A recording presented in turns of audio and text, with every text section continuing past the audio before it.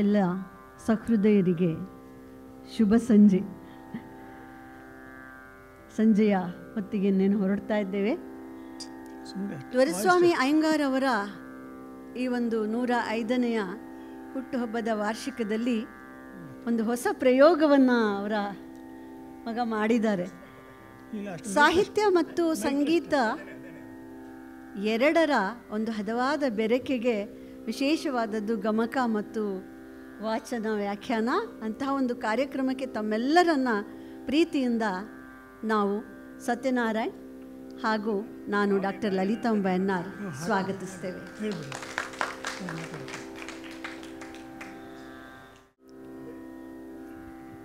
ಇನ್ನು ಮುಂದೆ ಕಾವ್ಯ ಗಾಯನ ಶ್ರೀ ಎಂ.ಆರ್. ಸತ್ಯನಾರಾಯಣ್ ಅವರಿಂದ, ವ್ಯಾಖ್ಯಾನ ಪ್ರೊಫೆಸರ್ ಲಲಿತಾಂಬ, ಕೊಳಲು ಸಹಕಾರ ಶಶಾಂಕ್ ಚಿನ್ಯ. ಎಂ.ಆರ್. ಸತ್ಯನಾರಾಯಣ್ ಅವರು ನಮ್ಮ ಕರ್ನಾಟಕದ ಸಾಂಸ್ಕೃತಿಕ ಲೋಕದಲ್ಲಿ ಚಿರಪರಿಚಿತರು. ಗಮಕ ಕಲಾ ಪರಿಷತ್ತಿನ ಅಧ್ಯಕ್ಷರಾಗಿ ಸೇವೆ ಸಲ್ಲಿಸಿದ್ದಾರೆ. ಗಿರಿನಗರ ಸಂಗೀತ ಸಭೆಯ ಅಧ್ಯಕ್ಷರು. ಇದೆಲ್ಲದಕ್ಕಿಂತ ಮುಖ್ಯವಾಗಿ ಆಕಾಶವಾಣಿಯಲ್ಲಿ ಸೇವೆ ಸಲ್ಲಿಸಿದವರು, ನಮ್ಮ ತಂದೆಯ ಒಡನಾಟವಿದ್ದವರು. ಆಕಾಶವಾಣಿಯಲ್ಲಿ ಪ್ರೋಗ್ರಾಮ್ ಎಕ್ಸಿಕ್ಯೂಟಿವ್ ಆಗಿ ಕೆಲಸ ಮಾಡಿದ್ದಾರೆ. ಆಗ ಅಮೃತಧಾರೆ ಎನ್ನುವ ಶೀರ್ಷಿಕೆಯಲ್ಲಿ ವಚನ ಸಾಹಿತ್ಯ ಮತ್ತು ದಾಸ ಸಾಹಿತ್ಯ ಎರಡನ್ನು ಜನರಿಗೆ ಪರಿಚಯಿಸಿದ ಕೀರ್ತಿ ಎಂ.ಆರ್. ಸತ್ಯನಾರಾಯಣ ಅವರು. ಎಲ್ಲರಿಗೂ ಸ್ನೇಹಪರರು, ನಮ್ಮೆಲ್ಲರ ಅಚ್ಚುಮೆಚ್ಚಿನ ಎಂ.ಆರ್. ಸತ್ಯ ಅವ್ರನ್ನ ನಾನು ಬಂದು ಮಾಡಿ ಅಂದೆ. ಮಾಡ್ತೀನಿ ಅಂದರು. ಅದು ಗೋಕುಲಾಷ್ಟಮಿ ಸಂದರ್ಭ, ಕೃಷ್ಣನ ಬಗ್ಗೆ ಮಾಡ್ತೀನಿ ಅಂತ ಹೇಳಿದ್ದಾರೆ. ಸರಿನಾ ಸರ್? ಬದಲಾಯಿಸಿದ್ದೀನಿ. ಅವರು ಮಿಸ್ಚಿಫು ಮಾಡ್ತಾರೆ, ಇರಲಿ. ಎಂ.ಆರ್. ಸತ್ಯನಾರಾಯಣ ಅವ್ರನ್ನ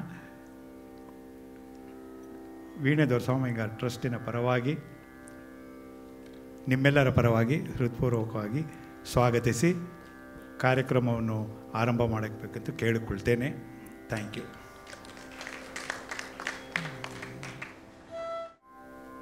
ಸಭೆಗೆ ನಮಸ್ಕಾರ. ಈಗ ನಿಮಗೆ ತಾಳ ಹಾಕುವ ಒಂದು ಪ್ರಮೇಯ ಇಲ್ಲ, ಯಾಕಂದ್ರೆ ಇದು ಗಮಕ ವಾಚನ.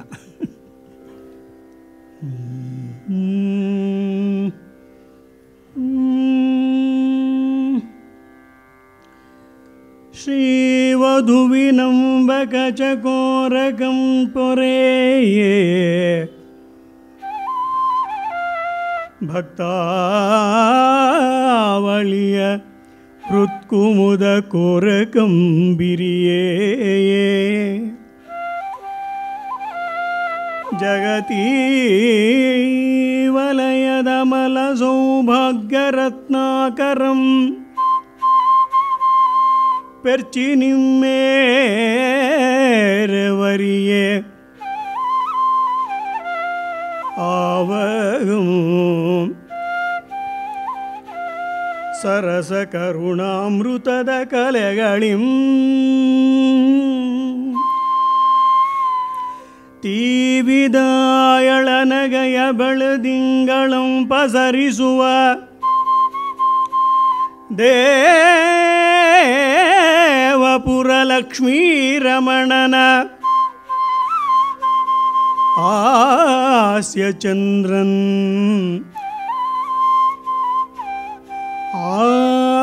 ಆನಂದಮಂ ನಮಗೀಯಲಿ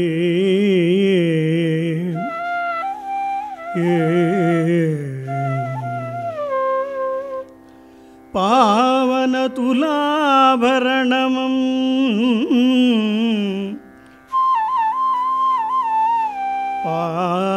ಪಾವನ ತುಲಾಭರಣಮಂ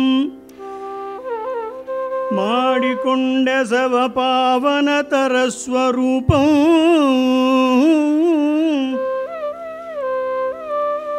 ಇಲ್ದು ಕಲಾವತಂಸಂ ಉಮಯ ಭಾವನೆಯನೊಡಗೂಡಿ ನುಡಿಸುವ ಸಕಲ ಸುರರ ಸಂಭಾವನೆಯ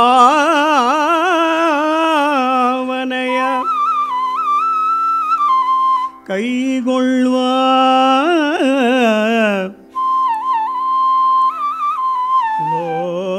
ಲೋಕ ವಿಸ್ತರಣ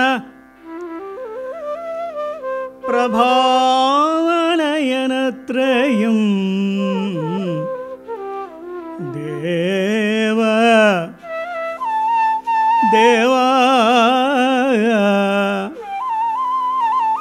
ಗಂಗಾಧರಂ ಬಿಡದೆ ಸಲಹುಗೆ ನಮ್ಮನು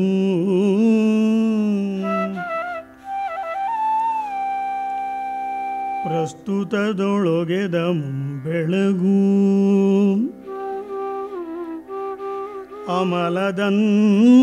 ಅಮಲದಂತದಗಬಸ್ತಿ ನವಪೂರ್ವ ಸಂಧ್ಯಾರುಣಂ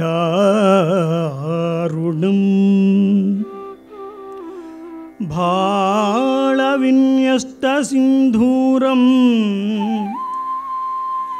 ಅಂಕುರಿಪಪಂ ಬಿಸಿಲೊಡನೆ ಮೂಡುವ ಎಳನೇ ಸರಸವ ಎಳನೇ ಸರಸವ ಮಸ್ತಕದ ಮಣಿಮಕುಟಮಾಗಲು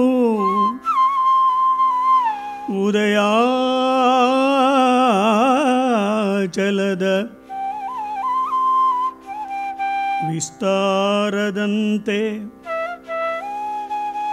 ಭದ್ರಾಕೃತಿಯೊಳೊಪ್ಪುವ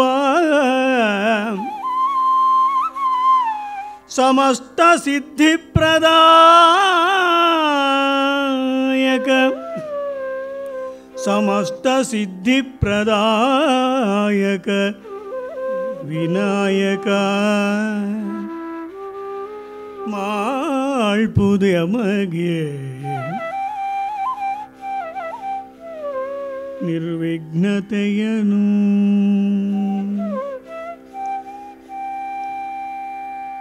ಭೂವ್ಯೋಮ ಪಾತಾಳ ಲೋಕಗಳಲ್ಲಿ ಭೂವ್ಯೋಮ ಪಾತಾಳ ಲೋಕಗಳಲ್ಲಿ ಸಂಭಾವ್ಯರೆಂದೆನಿಸಿಕೊಳ್ಳುವ ಅಖಿಲ ದೇವರ್ಕಳಿಂ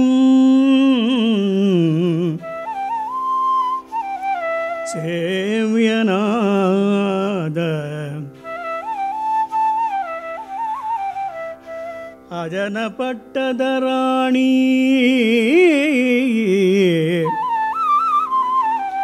ಅಜನ ಪಟ್ಟದ ರಾಣಿ ಕಲ್ಯಾಣಿ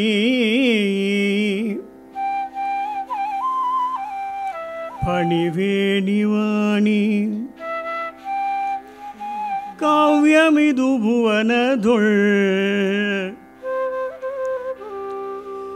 ಸಕಲ ಜನರಿಂದೆ ಸುಶ್ರಾವ್ಯಮಪ್ಪಂತೆಯೇ ಎನ್ನ ಬದನಾಬ್ಜದಲ್ಲಿ ನೀನೇ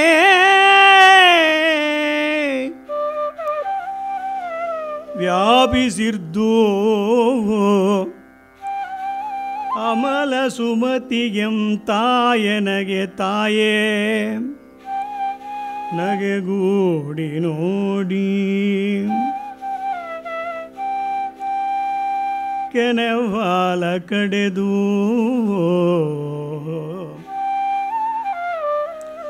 ಕೆನೆವಾಲ ಕಡೆದು ನವನೀತಮಂ ತೆಗೆದು. ಇದು ಕಾವ್ಯ ವಿಮರ್ಶೆಗೆ ಬಹಳ ದೊಡ್ಡ ಒಂದು ಕಾಣಿಕೆ ನಮ್ಮ ಲಕ್ಷ್ಮೀಶಿಂದು. ಏನು ನೋಡದೆ ಓದ್ತಾರೆ, ಬ್ಲರ್ಬ್ ಬರೀತಾರೆ, ಮುನ್ನುಡಿನೂ ಬರೀತಾರೆ. ಕೆನೆವಾಲ ಕಡೆದು ನವನೀತಮಂ ತೆಗೆದು ಬಾಯಿಗೆ ಇನಿದಾಗಿ ಸವಿಯದೆ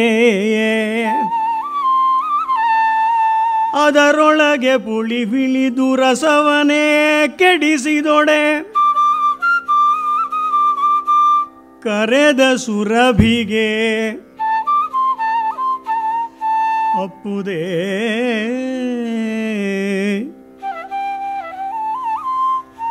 ಕೊರತೆ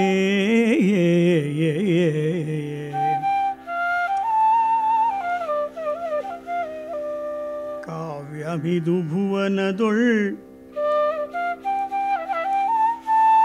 ಜನಿಸಿದ ಪದಾರ್ಥಮಂ ತಿಳಿದು ನೋಡದೆಯೇ ಜನಿಸಿದ ಪದದ ಅರ್ಥಮಂ ತಿಳಿದು ನೋಡದೆ ವಿನೂತನ ಕವಿತೆಯೆಂದು ಕುಂದಿಟ್ಟು ಜರೆದೊಡೆ ಪೇಳ್ದವನೊಳಾವದುಣೆಯಂ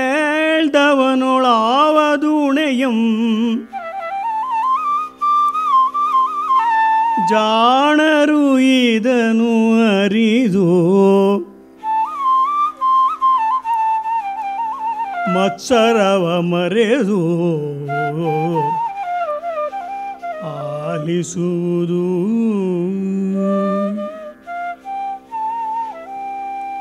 ಜಾಣರಂ ತಲೆ ದೂಗಿಸದೆ ನುಡಿದೊಡೆ ಜಾಣರಂ ತಲೆ ದೂಗಿಸದೆ ನುಡಿದೊಡೆ ಆಪದ ಕೂಣೆಯೆಂಬಹುದೆಂದು ಜಾಣರಂ ತಲೆದೂಗಿಸದೆ ನುಡಿದೊಡೆ ಆಪದ ಕೂಣೆಯಂ ಬಹುದೆಂದು ಗೀರ್ವಾಣಪುರ ನಿಲಯ ಲಕ್ಷ್ಮೀವರಂ ತಾನೇ ಸಂಗೀತ ಸುಕಲಾ ನಿಪುಣನು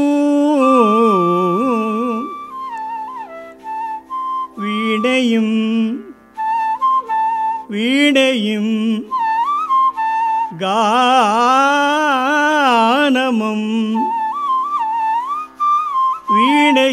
ഗാനമം നുടിസുവന്തതൊൾ എന്ന വാണിയും ഗാനമം കവിതയും പേളിಸಿದನೆಂದರಿದು ಗಾನಮಂ ಪೇಳಿಸಿದನೆಂದರಿದು ಕೇಣಮಂ ತೊರೆದು ಪುರುಡಿಸುವರಂ ಜರೆದು ಕೇಳುವುದು ಕಿವಿದೆರೆದು ಕೇಳುವುದು ಸುಜನರು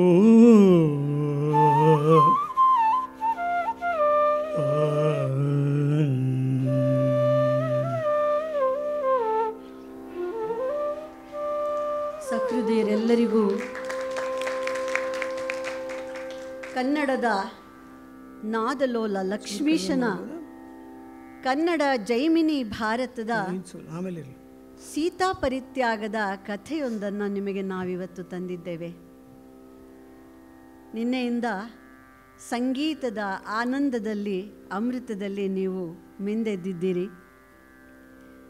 ಸಂಗೀತದೊಂದಿಗೆ ಸಾಹಿತ್ಯವು ಬೆರೆತಾಗ ಅದು ಹಾಲು ಜೇನಿನಂತೆ, ಅದು ಕರ್ಣ ರಸಾಯನವೂ ಕೂಡ ಹೌದು. ಶತಮಾನಗಳಿಂದ ಕನ್ನಡ ನಾಡಿನಲ್ಲಿ ಅಪೂರ್ವವಾದ ಕನ್ನಡ ಸಾಹಿತ್ಯವನ್ನು ಮನೆ ಮನೆಗೆ ಮನಸ್ಸಿಗೆ ಮುಟ್ಟಿಸಿದಂತಹ ಅಪೂರ್ವವಾದ ಕಲಾವಿದರು ಗಮಕಿಗಳು, ವಾಗ್ಮಿಗಳು. ಗಮಕಿಗಳು ಉಚ್ಚಸ್ವರದಲ್ಲಿ ನೆರೆದ ಸಭಿಕರ ಮುಂದೆ ಹೊಸ ಕವಿತೆಗಳನ್ನು ಹಾಡಿ ಅವರ ಮನ ಗೆಲ್ತಾ ಇದ್ರು. ಅಂಥ ಅಪೂರ್ವವಾದಂಥ ಒಂದು ಗಮಕ ಪರಂಪರೆ ಇಂದಿಗೂ ಕೂಡ ಕರ್ನಾಟಕದಲ್ಲಿ ಮುಂದುವರಿತಾ ಇದೆ. ಇಂತಹ ಒಂದು ಗಮಕ ಕಲೆಯನ್ನು, ಸಾಹಿತ್ಯ ಪ್ರೇಮವನ್ನು ದೊರೆಸ್ವಾಮಿ ಅಯ್ಯಂಗಾರ್ ಅಂಥವರು ಕನ್ನಡ ಸಾಹಿತ್ಯದ ಪ್ರೇಮಿಗಳೂ ಆಗಿದ್ದರು. ಅಪೂರ್ವವಾದಂಥ ಸಾಹಿತಿಗಳ ಸಹವಾಸವನ್ನು ಇಟ್ಕೊಂಡಿದ್ದಂಥವರು. ಅಂಥವರ ಈ ಹುಟ್ಟುಹಬ್ಬದ ಸಂದರ್ಭದಲ್ಲಿ ಸಾಹಿತ್ಯ ಸಂಗೀತದ ಈ ಒಂದು ಸಮರಸದ ಆ ಒಂದು ಸುಂದರವಾದಂತಹ ಯಾತ್ರೆಗೆ ತಮ್ಮೆಲ್ಲರನ್ನು ನಾನು ಪ್ರೀತಿಯಿಂದ ಸ್ವಾಗತಿಸ್ತೇನೆ. ರಾವಣನ ವಧೆಯಾಗಿದೆ. ರಾಮ ತನ್ನೆಲ್ಲ ಪರಿವಾರದೊಂದಿಗೆ ಅಯೋಧ್ಯೆಗೆ ಬಂದಿದ್ದಾನೆ. ರಾಮ ರಾಜ್ಯವನ್ನು ಸೃಷ್ಟಿ ಮಾಡಿದ್ದಾನೆ. ಯಾವುದಕ್ಕೂ ಕೊರತೆ ಇಲ್ಲ. ಎಲ್ಲ ಆನಂದದಲ್ಲಿರುವಾಗ ಒಂದು ಸಣ್ಣ ಕೊರತೆ ಒಳಗೆ ಕಾಡ್ತಾ ಇದ್ದದ್ದು ಮಕ್ಕಳಿಲ್ಲ ಅನ್ನುವಂಥದ್ದು ಸೀತೆಗೆ. ಆದರೆ ಆಶಾವಾದ ಇತ್ತು. ರಾಮನೂ ಅಲ್ಲಲ್ಲಿ ಕೊರಗದಾಗ ಸೀತೆಯ ಸಮಾಧಾನವನ್ನು ಮಾಡ್ತಾ ಇದ್ದದ್ದುಂಟು. ಆ ಕಾಯುವಿಕೆಯ ತಪಸ್ಸಿಗೆ ಇಂದು ಆ ಸೀತಾಮಾತೆಗೆ ಗರ್ಭವತಿಯಾಗಿದ್ದಾಳೆ. ಇಡೀ ಅಯೋಧ್ಯೆಯ ಆನಂದದಲ್ಲಿ ಅವಳ ಶ್ರೀಮಂತದ ಉತ್ಸವವನ್ನು ಮಾಡಿದೆ. ಬೇಕಾದವರೆಲ್ಲರೂ ಕೂಡ ಬಂದು ಆನಂದದಲ್ಲಿ ಕಳೆದಿದ್ದಾರೆ. ಎಲ್ಲರಿಗೂ ಕೂಡ ಉಡುಗೊರೆಗಳನ್ನು ಕೊಟ್ಟು ಸವಿಮಾತುಗಳನ್ನಾಡಿ ರಾಮಚಂದ್ರ ಎಲ್ಲರನ್ನ ಬೀಳ್ಕೊಟ್ಟಿದ್ದಾನೆ. ಏಕಾಂತದಲ್ಲಿ ಸೀತೆ ರಾತ್ರಿ ರಾಮನ ಹತ್ರ ಏನು ಹೇಳಿದ್ಲು ಆ ದಿನ? ಅವಳ ಕನಸು ನನಸಾಗಿರ್ತಕ್ಕಂಥ ದಿನ. ಅಯೋಧ್ಯಾಪುರಿಯ ಪಟ್ಟದ ರಾಣಿ ಸೀತೆ ಏನನ್ನು ಬಯಸಿದಳು? ಆ ಒಂದು ಗರ್ಭಿಣಿಯ ಬಯಕೆ ಹೇಗಿತ್ತು? ರಾಮನಿಗೆ ನಗೆ ಬಂತಂತೆ. ಏನು ಕೇಳಿದ್ದಾಳೆ ಸೀತೆ ರಾಮನ ಹತ್ರ ಏಕಾಂತದಲ್ಲಿ? ಅವಳು ಹೇಳ್ತಾಳೆ, ಋಷಿಪತ್ನಿಯರ ಸತ್ಸಂಗದೊಳು ತನ್ನ ಬೇಸರಂ ತವಿಸುವೆ, ತನಗೆ ಅದರಿನ್ ಇನ್ನೊಮ್ಮೆ ಬನಕೆ ತನ್ನಂ ಕಳುಹಬೇಕು. ರಾಜ್ಯದ ಸುಖ ಸಂತೋಷಗಳಲ್ಲಿ ಆಳು ಕಾಳುಗಳ ಆ ಒಂದು ಸೇವೆಯಲ್ಲಿ ಮೈಮರೆತು ಇರಬಹುದಾದ, ಸದ್ಯ ಕಾಡಿನ ತೊಂದರೆ ತಪ್ಪುತ್ತಲ್ಲ ಅಂತ ಇರಬಹುದಾದ ಸೀತೆ ಕೇಳ್ತಾಳೆ, ರಾಮ ಎಷ್ಟು ವರ್ಷಗಳಾಗೋಯ್ತು ಆ ಪ್ರಶಾಂತವಾದಂಥ ಕಾಡಿನಲ್ಲಿ ಋಷಿಪತ್ನಿಯರ ಮಧ್ಯೆ ಅವರ ಸವಿಮಾತಿನಲ್ಲಿ ಅವರ ಒಂದು ಪ್ರೀತಿ ಅಕ್ಕರೆಗಳಲ್ಲಿ ಕಳೆದು ಮತ್ತೊಮ್ಮೆ ಅವರ ಸಂಘವನ್ನು ನನಗೆ ಕೊಡಿಸಲಾರೆಯ? ನನ್ನನ್ನು ಒಮ್ಮೆ ಕಾಡಿಗೆ ಆ ಋಷಿಪತ್ನಿಯರೊಂದಿಗೆ ಇರುವುದಕ್ಕೆ ಕರ್ಕೊಂಡು ಹೋಗ್ತೀಯಾ? ಕಳಿಸಿಕೊಡ್ತೀಯಾ? ಅದು ನನ್ನ ಇಚ್ಛೆಯಾಗಿದೆ ಅಂತ ಕೇಳಿಲ್ಲಂತೆ. ನಕ್ಕು ಬಿಟ್ಟ ರಾಮ. ಇದೇನಿದು, ಇಷ್ಟು ವರ್ಷಗಳಿದ್ದು ಸಾಕಾಗಲಿಲ್ಲ, ಮತ್ತೆ ಕೇಳ್ತಾ ಇದ್ದಾಳಲ್ಲ ಅಂತ. ಆದರೂ ಗರ್ಭಿಣಿಯಲ್ಲವೇ, ಅವಳ ಆಸೆಯನ್ನು ತೀರೋಸ ಆಗಲಿ ನೋಡೋಣ ಅಂತ ಹೇಳಿ ಒಂದು ಸಣ್ಣ ಆಗಲಿ ಅಂತ ಹೇಳಿದ್ದಾನೆ. ಇದೆಲ್ಲ ಆದ ನಂತರ ಆ ದಿನ ರಾತ್ರಿ ಅವನಿಗೊಂದು ಕೆಟ್ಟ ಕನಸು ಬಿದ್ದಿದೆ. ಒಬ್ಬ ದೇಸಿಗಳಂತೆ ಅನಾಥಳಂತೆ ಕಾಡಿನ ದಟ್ಟ ಅರಣ್ಯದ ಮಧ್ಯದಲ್ಲಿ ಸೀತೆ ಅಳ್ತಾ ಇರುವಂಥ ಕನಸು ಕಾಣ್ತಾನೆ. ಬೆಳಿಗ್ಗೆ ಎದ್ದು ಭಯವಾಗಿದೆ ಅವನಿಗೆ. ವಸಿಷ್ಠರನ್ನ ಕೇಳ್ತಾನೆ, ಇದೇನಿದು ಗುರುಗಳೇ, ಇಂಥ ಒಂದು ಕನಸು ಕಂಡೆ, ಇದು ಖಂಡಿತವಾಗಿಯೂ ಕೂಡ ಅಪಶಕುನದ ಸೂಚನವಾಗಿದೆ, ಇದಕ್ಕೆ ನಾವು ಏನಾದರೂ ಒಂದು ಮಾಡಬೇಕು ಅಂತ ಹೇಳಿ ಅವರು ಅದಕ್ಕೆ ಪರಿಹಾರವನ್ನು ಹೇಳಿದ್ದಾರೆ. ಮನಸ್ಸ್ಯಾಕೋ ಕೆಟ್ಟಿತ್ತು. ಒಂದು 2-3 ದಿನ ಈ ಆಡಳಿತಗಳಲ್ಲಿ ಅವನು ಮುಳುಗಿಕೊಳ್ಳೋಕ್ಕಾಗಲಿಲ್ಲ. ಆಮೇಲೆ ಮತ್ತೆ ಎಚ್ಚೆತ್ತ ರಾಜ ರಾಮಚಂದ್ರ ಇಡೀ ಒಂದು ಅಯೋಧ್ಯ ನಗರದ ಸುದ್ದಿಯನ್ನು ಸಂಗ್ರಹಿಸ್ತಾ ಇದ್ದಾನೆ. ಆ ಚಾರರು ಬಂದಿದ್ದಾರೆ, ಕೇಳ್ತಾ ಇದ್ದಾನೆ, ಎಲ್ಲವೂ ಸೌಖ್ಯವೇ? ಎಲ್ಲವೂ ಸೌಖ್ಯವೇ? ದೂಸರ ಏನಾದರೂ ಇದೆಯೇ? ಏನಾದರೂ ಕುಂದು ಕೊರತೆಗಳ ಬಗೆಗೆ ಜನ ಮಾತಾಡ್ತಾ ಇದ್ದಾರಾ ಅಂತ ಹೇಳಿ ಕೇಳಿದಾಗ ಚಾರ ಹೇಳ್ತಾನೆ, ಅಲ್ಲ, ಸೂರ್ಯನ ಆ ಒಂದು ಕಾಂತಿಯನ್ನು ಮಂಜು ಮೋಸ್ಕೋದಕ್ಕೆ ಸಾಧ್ಯವೇ? ನಿನ್ನಂಥವನ ಬಗೆಗೆ ಯಾರು ಏನೂ ಮಾತಾಡೋಕ್ಕೆ ಸಾಧ್ಯ ಇಲ್ಲ ಅಂತ. ರಾಮನಿಗೆ ಒಂಚೂರು ಅನುಮಾನ ಬಂತು. ಇಲ್ಲಿ ಸೂರ್ಯನ ಮತ್ತು ಕಾವಳ ಅಥವಾ ಈ ಮಂಜಿನ ಮಾತ್ಯಾಕೆ ಬಂತು? ಏನೋ ಇರಬಹುದೇ? ಮತ್ತೆ ಕೇಳ್ತಾನೆ, ಏನು ಹೇಳು ಸರಿಯಾಗಿ? ಇಲ್ಲ ಬಿಡಿ, ಅದೇನು ಯಾರೋ ಸಾಮಾನ್ಯನೊಬ್ಬ ಆಡಿದ್ರು ಅಂದರೆ ಅದು ನಿಮ್ಮ ಘನತೆಗೆ ಅನ್ನೋದ್ಕೊಂಡು, ಹಾಗಾದರೆ ಏನೋ ಆಡಿರಲೇಬೇಕು, ಏನು ಹೇಳಲೇಬೇಕು, ನೀನು ಹೆದರಬೇಡ ಹೇಳು ಅಂದಾಗ ಅವನು ಎಂಥ ಮಾತನ್ನು ಹೇಳ್ದ. ರಾಜ ರಾಮಚಂದ್ರನ ಎದೆ ಒಡೆದು ಹೋಯ್ತು. ಏನು ಹೇಳಿದ್ದಾನೆ? ಹೆಂಡತಿ ತವರ ಮನೆಗೆ ಮುಳಿದು ಪೇಳದೆ ಪೋದಳು. ಚಂಡಿತನವನ್ನ ಮಾಡಿಕೊಂಡು ಒಬ್ಬ ಅಗಸನ ಹೆಂಡತಿ ಅಯೋಧ್ಯೆಯಲ್ಲಿ ಹೇಳದೆ ಗಂಡನಿಗೆ ತವರ ಮನೆಗೆ ಹೋಗಿಬಿಟ್ಲಂತೆ. ಅವರ ಅಪ್ಪ ಅಮ್ಮ, ಇದೇನು ಮಾಡಿದೆಯಮ್ಮ ಮಗಳೇ, ನಡಿ ಹೋಗೋಣ ಅಂಥೇಳಿ ಕರ್ಕೊಂಡು ಬಂದು ಅವನ ಮನೆ ಹತ್ತಿರ ಕರ್ಕೊಂಬಂದು, ನಿನ್ನ ಹೆಂಡತಿಯನ್ನು ಕರ್ಕೊಳ್ಳಪ್ಪ, ಏನೋ ಹೀಗೆ ದುಡುಕಿ ಮಾಡಿದ್ದಾಳೆ, ಬಂದ್ಬಿಟ್ಟಿದ್ದಾಳೆ ಅಂತ ಹೇಳಿದ್ರೆ ಅವನು ಹೇಳಿದಂಥ ಮಾತು ಬಹಳ ಮರ್ಮಾಘಾತವಾಗಿತ್ತು. ಅವಳು ಹೇಳ್ತಾಳೆ, ಅಗಲಿರ್ದ ಮಡದಿಯಂ ಮತ್ತೆ ರಘುನಾಥನಂತೆ ಕೊಂಡಾಳುವವನಲ್ಲ ತಾನು. ಅಗಲಿರ್ದ ಮಡದಿಯ ಮತ್ತೆ ಕೊಂಡು ಆಳುವವನಲ್ಲ ತಾನು. ಅದನ್ನು ನಮ್ಮ ಸಾಮಾನ್ಯರು ಹೇಳಿದ್ರು, ಬಿಟ್ಟು ಹೆಂಡ್ತಿನ ಕಟ್ಕೊಳ್ಳೋಕ್ಕೆ ನಾನು ರಾಮ ಅಲ್ಲ ಅನ್ನುವ ತರಹದ ಮಾತು. ಸೀತೆ ಎಂಥವಳು, ಹೇಗೆ ಅಗ್ನಿಸ್ಪರ್ಶದಿಂದ ಹೊರಗೆದ್ದು ಬಂದವಳು, ಅವಳ ಪಾತಿವ್ರತೆಯನ್ನು ಎಲ್ಲ ರಾಮನಿಗೆ ಗೊತ್ತು, ಅಲ್ಲಿ ನೋಡಿದವರಿಗೆ ಗೊತ್ತು, ಅಯೋಧ್ಯೆಯಲ್ಲಿರುವ ಸಾಮಾನ್ಯ ಜನರಿಗೇನು ಗೊತ್ತು, ಅಂತೆ ಕಂತೆಗಳು ಗೊತ್ತಿದೆ. ಆದರೆ ಅಗಸನೊಬ್ಬ ತನ್ನ ಮಾತನ್ನ ಮೀರಿ ಅಮ್ಮನ ಮನೆಗೆ ಹೋದಂತಹ ಮಡದಿಯನ್ನು ವಾಪಸ್ ಕರ್ಕೊಳ್ಳೋದಕ್ಕೆ ಆಗಲ್ಲ.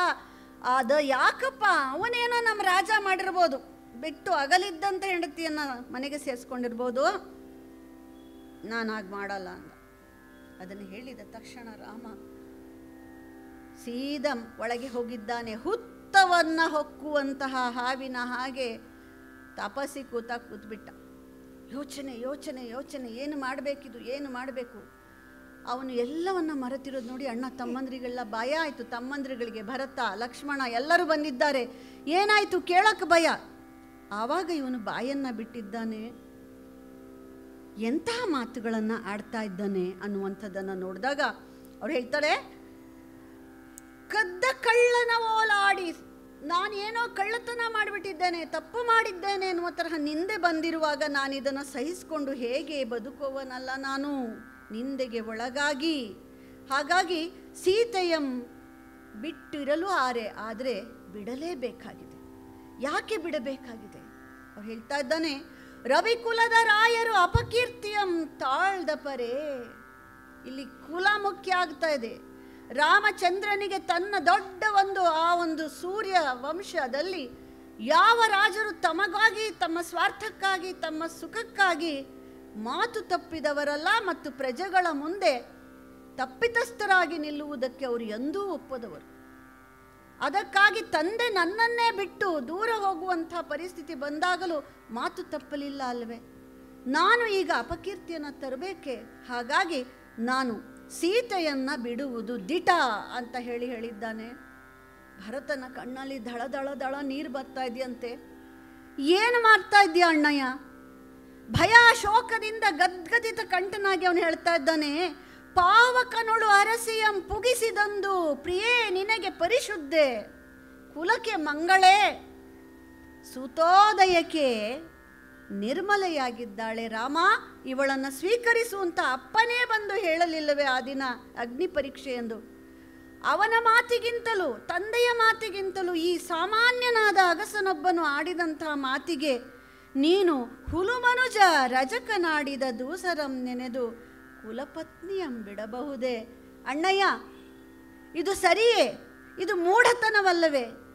ತಪ್ಪ್ಯಾವುದು ಸರಿಯಾವುದು ಅನ್ನೋದನ್ನು ತಿದ್ದಿ ನೋಡಬೇಕಾದ ನೀನೇ ಹೀಗೆ ಮಾಡಿದರೆ ಹೇಗೆ ಅಂದರೆ ರಾಮ ಹೇಳ್ತಾ ಇದ್ದಾನೆ, ಇಲ್ಲ ಇಲ್ಲ, ಮಹಾಯೋಗಿಯೊಬ್ಬ ಮಮತೆಯನ್ನು ಹೇಗೆ ದೂರ ಮಾಡಿಕೊಳ್ತಾನೋ ಹಾಗೆ ನಾನು ನನ್ನ ಮಮತೆ, ನನ್ನ ಜೀವವಾದ ಸೀತೆಯನ್ನು ದೂರ ಮಾಡಿಕೊಳ್ಳಬೇಕು. ನನಗೆ ಗೊತ್ತಿದೆ ಅವಳು ಎಂಥವಳು ಅಂಥೇಳಿ, ನನಗೆ ಗೊತ್ತು. ಇವಳಯೋ ನಿಜೆ ರೂಪ ಗುಣಶೀಲ ಸಂಪನ್ನೆ, ಭುವನ ಪಾವನೆ ಪುಣ್ಯ ಚರಿತೆ ಮಂಗಳ ಮಹೋತ್ಸವೆ. ನಂಗೊತ್ತು, ಆದರೆ ಬಿಡಬೇಕಾಗಿದೆ. ಬಿಟ್ಟಲ್ಲದೇನು ಮಾಡೋಕ್ಕಾಗಲ್ಲ. ಸತ್ಯ ಭಾಷೆ ನಮ್ಮ ಕುಲದ ಮಾತು, ಜೊತೆಗೆ ಅಪಕೀರ್ತಿ ಬೇಡ ಅಂತ ಹೇಳಿ ನೀನು ಬೇಡ ಅವರನ್ನ ಕಳಿಸಿದ್ದಾನೆ. ಲಕ್ಷ್ಮಣನನ್ನ ಹತ್ತಿರಕ್ಕೆ ಕರೆದಿದ್ದ. ಇಲ್ಲ ಇಲ್ಲ, ಆಯಿತು, ಅದು ಮುಗ್ದಿದೆ ಸರ್, ಇದು ತಗೊಳ್ಳಿ ಸರ್, ಇದು ಮುಗ್ದಿದೆ, ಉತ್ಸವದಾಗಿದೆ. ಅವನು ಲಕ್ಷ್ಮಣನನ್ನ ಕರೀತಾ ಇದ್ದ.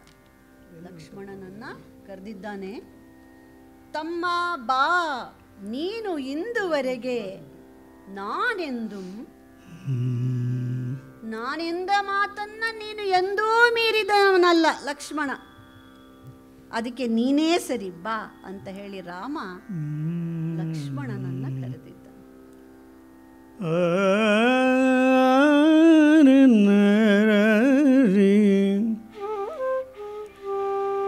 ತಮ್ಮ ಬಾ,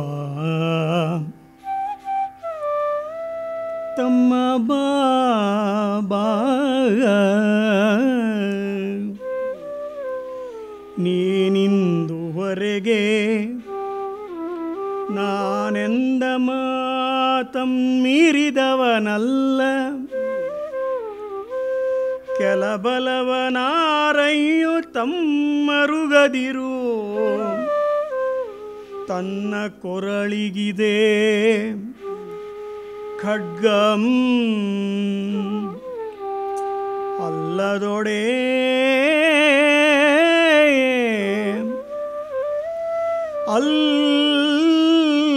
ಅಲ್ಲದೊಡೆ ಈಗ ಜಾನಕಿಯನು ಉಮ್ಮಳಿಸದೆ ಒಯ್ದು ಗಂಗೆಯ ತಡಿಯಲ್ ಅರಣ್ಯದೊಳ್ ಸುಮ್ಮನೆ ಕಳುಪಿ ಬರ್ಪುದು ಅವಳು ಎನ್ನೊಳು ಆಡಿರ್ಪಳು ಒಮ್ಮೆ ಫ್ಲ್ಯಾಶ್ ಬ್ಯಾಕು ಒಮ್ಮೆ ಕಾನನಕ್ಕೆ ಐದಬೇಕೆಂದು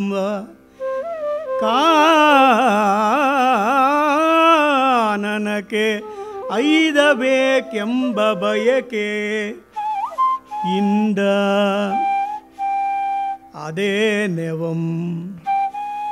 ಇದೇ ಭಾಳ ಬಿಡಿಸಿ ಓದೋದು ಅಂದರೆ ಇದೇನೆ. ಯಾಕೆಂದರೆ ಜಮಿನಿ ಭಾರತ ಕುಮಾರವ್ಯಾಸ ಭಾರತದಷ್ಟು ಸುಲಭ ಅಲ್ಲ ವಾರ್ಧಕ ಷಟ್ಪದಿ. ಇದು ಒಂದು ಪದ್ಯದಲ್ಲಿ ಎಷ್ಟು ಕ್ರಿಯಾಪದಗಳು ಬಂದುಬಿಟ್ಟಿದೆ ಅನ್ನೋದು ಗಮನಿಸಬೇಕು. ಅದೇ ನೆವಂ ನಿನಗೆ ಎಂದನು. ಸಹೃದಯರೇ, ಮನದಲ್ಲೊಂದು ನಿಶ್ಚಯ ಅಂತ ಆಗಿಬಿಟ್ರೆ ನೆಪಗಳನ್ನು ಹೇಗೆ ನಾವು ಹುಡುಕಿಕೊಳ್ತೀವಿ ಅಂತ. ಬಂಗಾರದ ಸೂಜಿ ಅಂತ ಕಣ್ಣು ಚುಚ್ಕೊಳ್ಳೋಕ್ಕಾಗೋದಿಲ್ಲ ಅಂತ ಮುದ್ದಣ ಒಂದು ಮಾತನ್ನು ಹೇಳಿಸ್ಬಿಡ್ತಾನೆ ರಾಮನ ಕೈಯಲ್ಲಿ. ಈ ಸಂದರ್ಭದಲ್ಲಿ ನಾವೆಲ್ಲ ಜಗಳ ಮಾಡ್ತಾ ಇದ್ದಿದ್ದುಂಟು ಸ್ತ್ರೀವಾದಿ ಹಿನ್ನೆಲೆಯಲ್ಲಿ.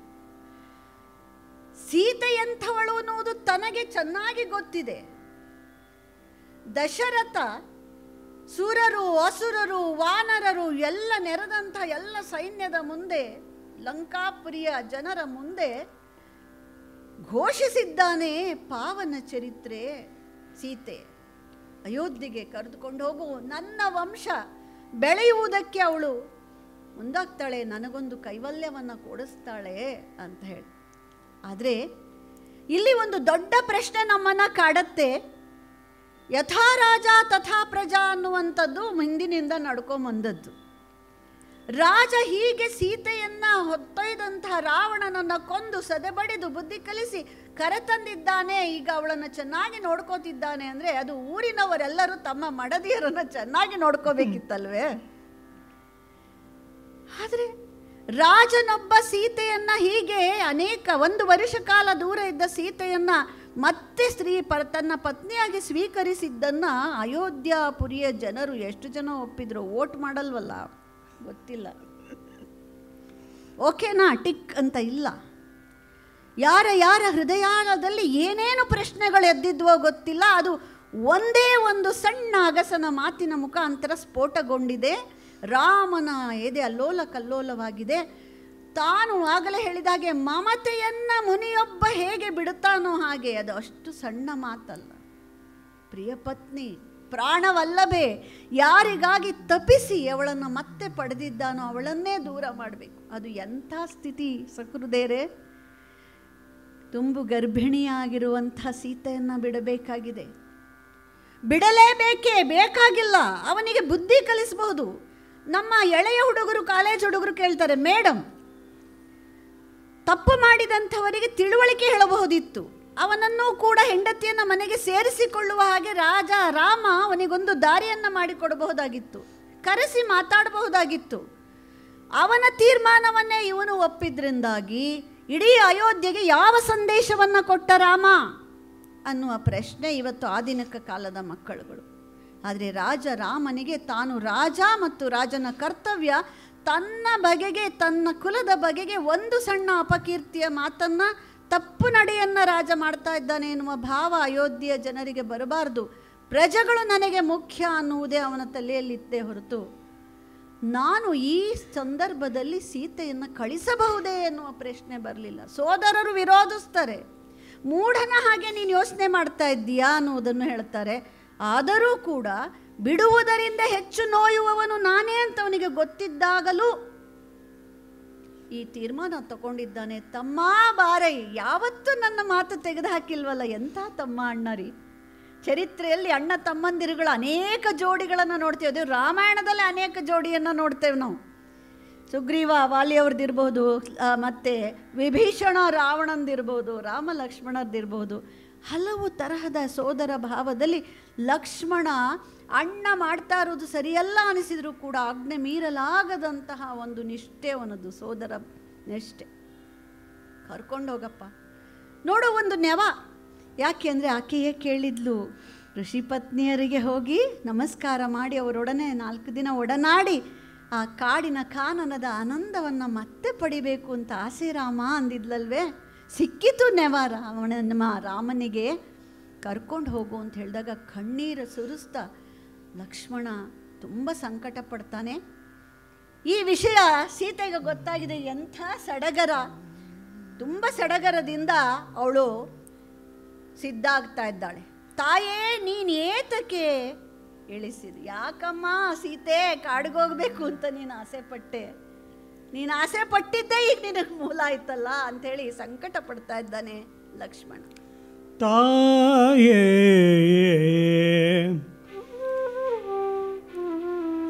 ತಾಯೇ ನೀನೇತಕ್ಕೆ ಎಳಸಿದೆ ನಿನ್ನನು ಈಗ?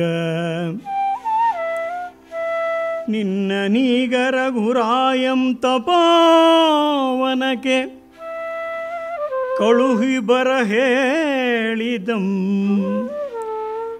ಪ್ರಿಯ ಮುಳ್ಳೊಡೆ ರಥಂ ಪಣ್ಣಿ ಬಂದಿದೆಕೋ ವಿಜಯಂಗೈವುದು ಎಂದು ಮರುಗಿ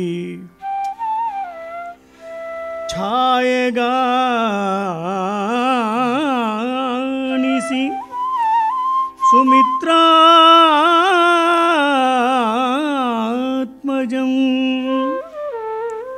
ನುಡಿದು ಅಭಿಪ್ರಾಯಮಂ ತಿಳಿಯದೆ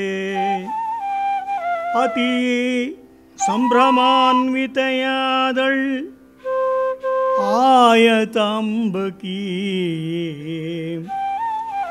ತನ್ನಭೀಷ್ಟಮಂ ಸಲಿಸುವಂ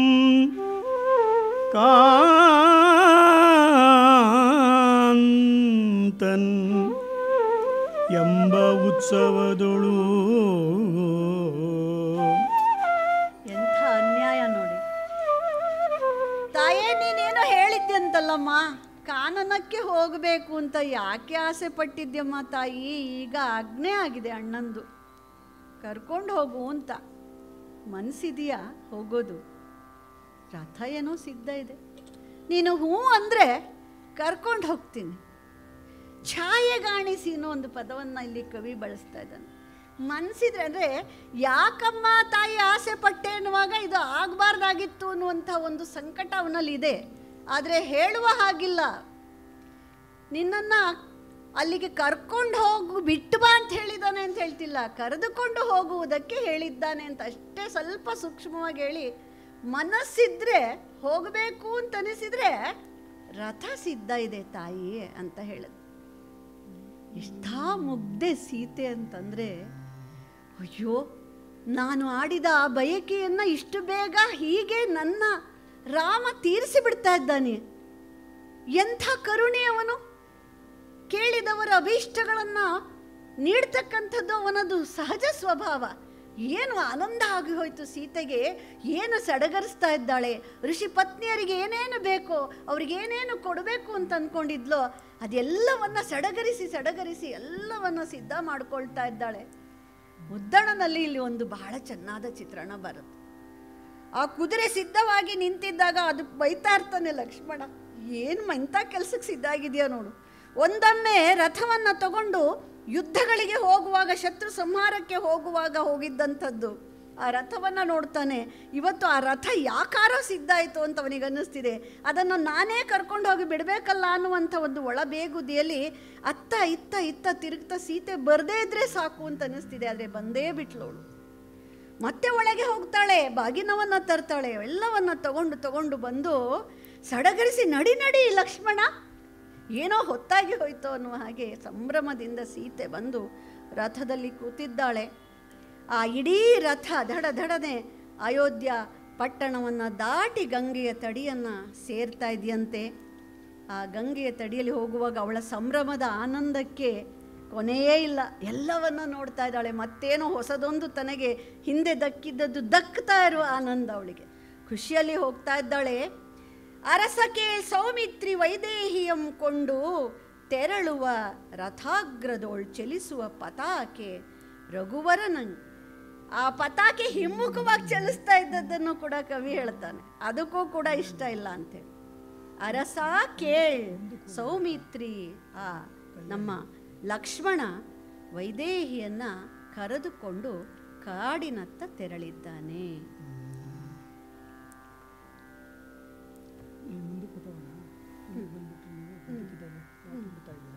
ಇದೆ ಅದೇನೇ ಸರ್.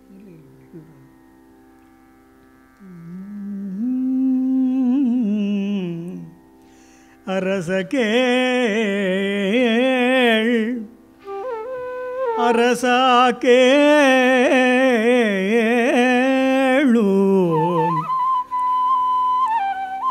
ಸೌಮಿತ್ರಿ ವೈದೇಹಿಯನೆ ಕೊಂಡು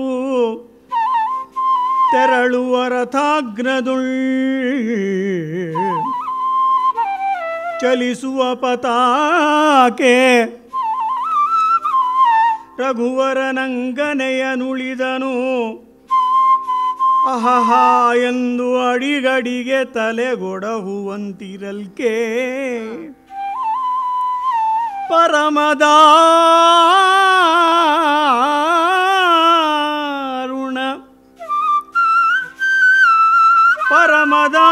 ಪರಮದಾರುಣಮಿದೆಂದರಿದು ಅಯೋಧ್ಯಾಪುರದ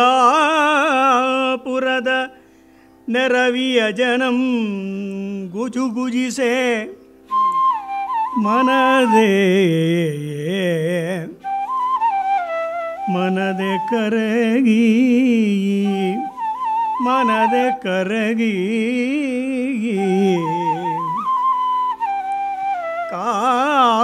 ಕಾತರಿಸುತ್ತಿರೆ ಪರಿಸಿದಂ ಕಾಳ್ಬಟ್ಟೆಗೊಂಡ ನಿಲವೇಗದಿಂದ ಆ ರಥವನು.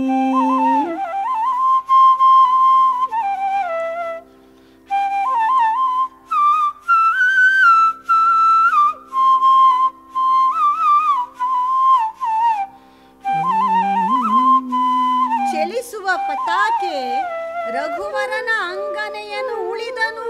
ರಘುವರನು ಅಂಗನೆಯನ್ನು ಉಳಿದನು. ಆಹಾ ಆಹಾ ಅಯ್ಯೋ ಅಂತ ಹೇಳಿ ಇಡೀ ಅಯೋಧ್ಯಾಪುರದ ಜನರೇ ನೊಂದುಕೊಳ್ತಾ ಇದ್ದಾರೋ ಅನ್ನುವುದನ್ನು ಸೂಚಿಸುವ ಹಾಗೆ ಆ ವೇಗದಲ್ಲಿ ರಥವನ್ನು ತಗೊಂಡು ಹೋಗ್ತಾ ಇದ್ರೆ ಲಕ್ಷ್ಮಣ, ಆ ಪತಾಕೆ ಸಂಭ್ರಮದಿಂದ ಹಾರ್ತಾ ಇಲ್ಲ ಇವತ್ತದು. ರಥದ ಮೇಲಿರುವ ರಾಮನ ಆ ಪತಾಕೆ ನಡುಗುತ್ತಾ ಇದೆಯಂತೆ. ಆಹಾ ಅಯ್ಯೋ ಇಂಥ ದಾರುಣವಾದ ಕೆಲಸ ಆಗ್ತಾ ಇದೆಯಲ್ಲ ಅಂಥೇಳಿ ಅಯೋಧ್ಯಾಪುರದ ಜನರೆಲ್ಲರೂ ಕೂಡ ಗುಜುಗುಜಿಸಿ, ಇದೇನಿದು ಸೀತೆಯನ್ನು ಕರ್ಕೊಂಡೆಲ್ಲೋ ಹೋಗ್ತಾ ಇದೆಯಲ್ಲ ರಥ, ಅರ್ಥವಾಗ್ತಿಲ್ಲ ಅವ್ರಿಗೇನೂ.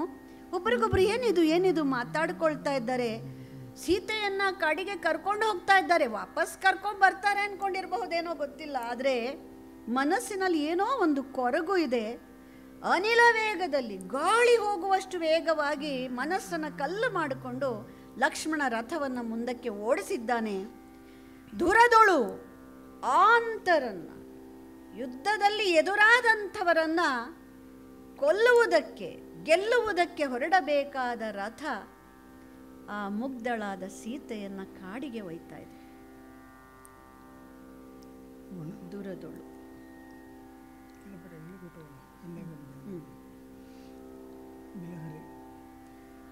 ಅನ್ನೆಗಂ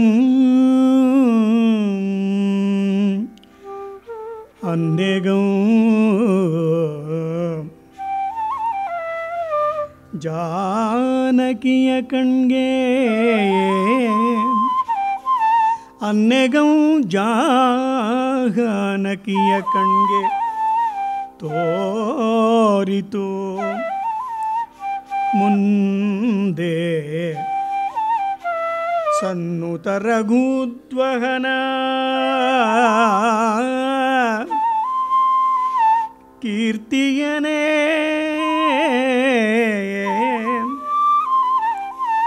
ಮೂವಟ್ಟೆಯಲ್ ನಡೆದು ಮುಕ್ಕಣ್ಣನಂ ಸಾರ್ದು ಮೂಜಗದ ಪಾಪಮಂ ಮುರಿದು ಮುಕ್ಕಿ ಮುನ್ನೀರು ಮುಂತಾಗಿ ಮೂದೇವರೊಳಗಾದ ಮುನ್ನುಳ್ಳ 33 ಕೋಟಿ ವಿಬುಧರಂ ತನ್ನೊಳ್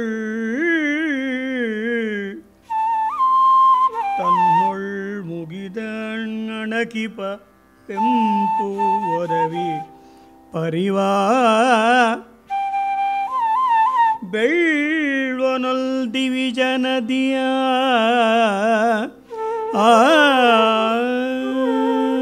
ಹೀಗೆ ಲಕ್ಷ್ಮಣ ಸೀತೆಯನ್ನು ಕರೆದುಕೊಂಡು ವಿಧಿ ಇಲ್ಲದೆ ಅಣ್ಣನ ಆಜ್ಞೆ ಮೀರಲಾಗದಂಥ ಒಂದು ಕಡೆಯ ಸಂಕಟ, ಎಂಥ ನಿಷ್ಕರುಣವಾದ ಕೆಲಸ ತಿಳಿದಿದ್ದು ನಾನು ಮಾಡಬೇಕಾದಂಥ ಒಂದು ಅಸಹಾಯಕ ಸ್ಥಿತಿ ನನ್ನದು ಅಂತೇಳಿ ತನ್ನನ್ನೇ ತಾನು ನಿಂದಿಸಿಕೊಳ್ತಾ ಇದ್ದಾನೆ. ರಕ್ಷಿಸುವ ಬುದ್ಧಿ ಹೊರಟೋಯ್ತು ಈಗ ನನಗೆ. ಕೋಮಲೆಯಾದಂತಹ ಈ ಸೀತೆಯನ್ನು ಕೊಲೆಗೆಲಸವನ್ನು ಮಾಡುವುದಕ್ಕೆ ಹೋಗ್ತಾ ಇದ್ದೀನಿ ಪರಿಸ್ಥಿತಿ ಬಂದಿದೆಯಲ್ಲ.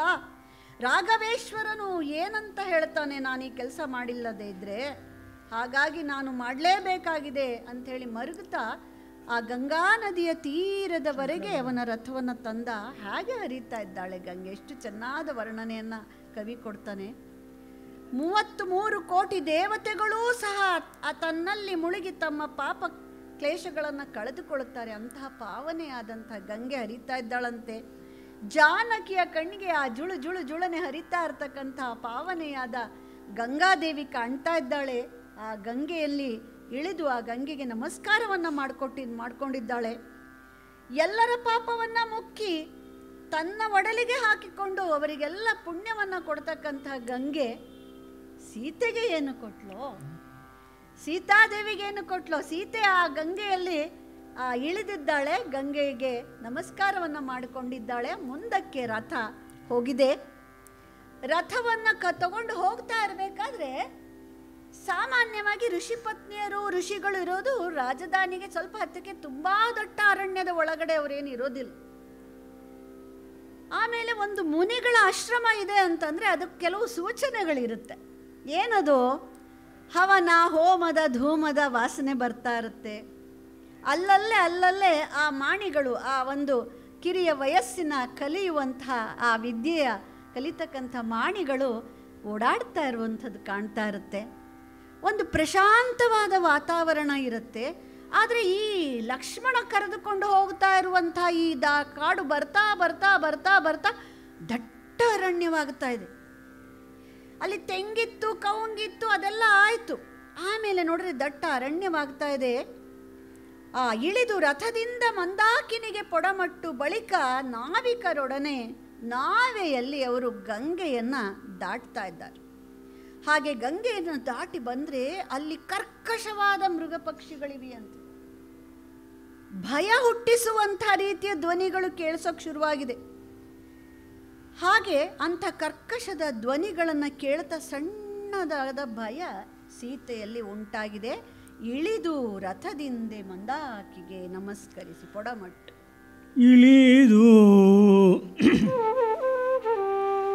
ಇಳಿದು ರಥದಿಂದ ಮಂದಾಕಿನಿಗೆ ಪೊಡಮಟ್ಟು ಬಳಿಕ ನಾವಿಕರೊಡನೆ ನಾವದುಳ್ ಗಂಗೆಯಂ ಕಳೆದು ನಿರ್ಮಲ ತೀರ್ಥದೊಳ್ಮಿಲ್ದು ಸೌಮಿತ್ರಿ ಮತ್ತೆ ಭೂಜಾತೆ ಸಹಿತ ಒಳಗೊಳಗೆ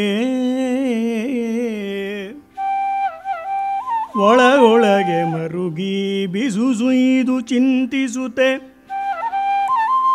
ಮುಂದಳೆದುಗ್ರ ಮೃಗ ಪಕ್ಷಿಗಣದಿಂದೆ ಘೂರ್ಮಿಸುವ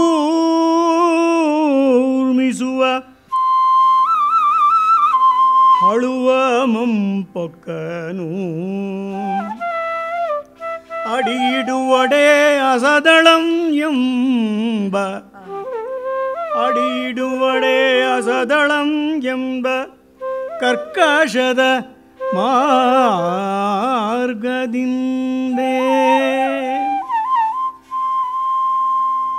ಎಂಥ ಮಾರ್ಗ, ಎಂಥ ದನಿ, ಎಂಥ ಕಾಡು, ಎಲ್ಲಿ ಕರ್ಕೊಂಡು ಬರ್ತಾ ಇದೀಯಪ್ಪ ಲಕ್ಷ್ಮಣ? ಎಲ್ಲಿ ಮುನಿಪೋತ್ತಮರ ಆ ಪಾವನದ ವನ? ಎಲ್ಲಿದೆ ಸಿದ್ಧಾಶ್ರಮಗಳು? ಎಲ್ಲಿವೆ ಮಂಗಳ ಸ್ಥಳಗಳು? ಕೆಂಪು ಒಗೆಯುವಂತಹ ಆ ಧೂಮ ಎಲ್ಲಿದೆ? ಕುಟೀರಗಳೆಲ್ಲಪ್ಪ ಕಾಣ್ತಾ ಇಲ್ವಲ್ಲ?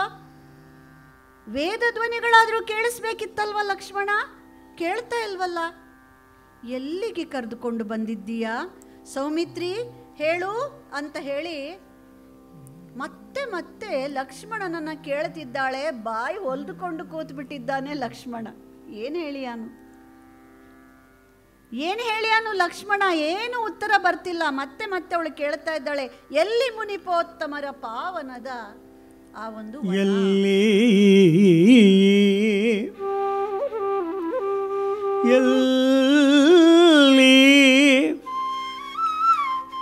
ಎಲ್ಲಿ ಮುನಿಪೋತ್ತಮರ ಪಾವನದ ವನದೆಡೆಗಳು,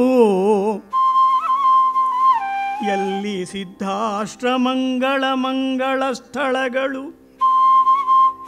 ಎಲ್ಲಿ ಸುಹವಿಗಳ ಕಂಪಗೆದ ಪಗೆದಳದಗ್ನಿಹೋತ್ರದ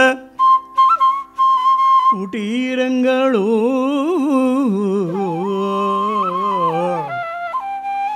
ಎಲ್ಲಿ ಪರಿಚಿತವಾದ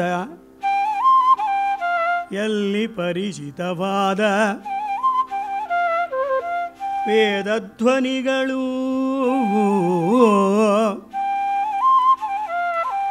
ಅಲ್ಲಿಗೊಯ್ಯದೆ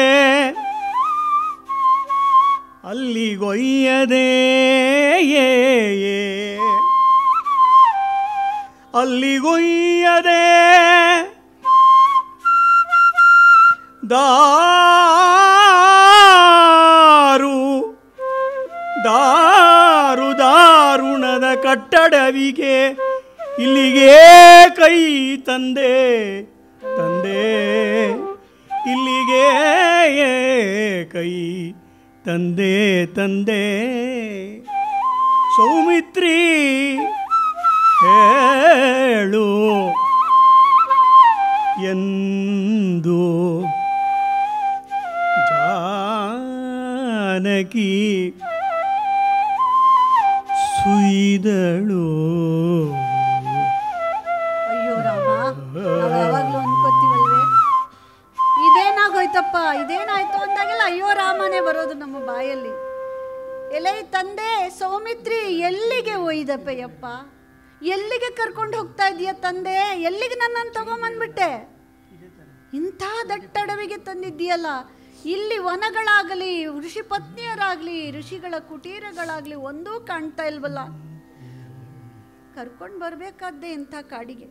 ಪಾವನಕ್ಕೆ ಪಾವನಂ, ಮಂಗಳಕ್ಕೆ ಮಂಗಳಂ, ಪಾವನ ಚರಿತ್ರನಾದಂತಹ ಆ ರಾಮನನ್ನ ಬಿಟ್ಟು ನಾನು ಬಂದ ಮೇಲೆ ಇಂಥ ಕಡೆಗೆ ನಾನು ಬರಬೇಕು. ಆಗಲೇ ಶುರುವಾಗ್ಬಿಟ್ಟಿದೆ ಒಳಗಡೆ ಒಂಥರ ಸಣ್ಣ ಹೆದರಿಕೆ. ಮತ್ತೆ ದೊಡ್ಡ ಕಾಡಿಗೆ ಬರೋದವಳಿಗೆ ಭಯ. ಅವಳು ಹೋಗಕ್ಕೆ ಇಷ್ಟಪಟ್ಟಿದ್ದು ಮುನಿಗಳ ಆಶ್ರಮಕ್ಕೆ, ಮತ್ತೆ ಗೊಂಡಾರಣ್ಯಕ್ಕೆ ಹೋಗಿ ಮತ್ಯಾವುದೋ ವೇಷದಲ್ಲಿ ಇನ್ಯಾರೋ ರಕ್ಕಸ ಬಂದು ಹೊತ್ಕೊಂಡು ಹೋಗೋದನ್ನು ಅವಳು ಮತ್ತೆ ಕಲ್ಪಿಸಿಕೊಳ್ಳಲಾರಳು.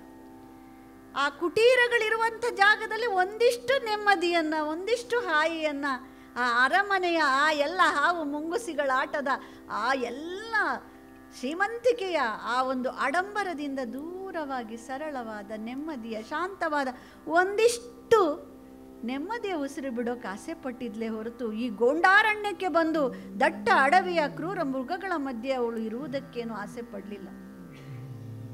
ರಾಮನನ್ನ ದೂರ ಬಿಟ್ಟು ಬಂದ ಮೇಲೆ ಅಗಲ್ದ ಬಳಿಕ ಈ ವನದೊಳಿನ್ನು ಪುಣ್ಯಾಶ್ರಮಗಳು ಗೋಚರಿಸುವುದೇ.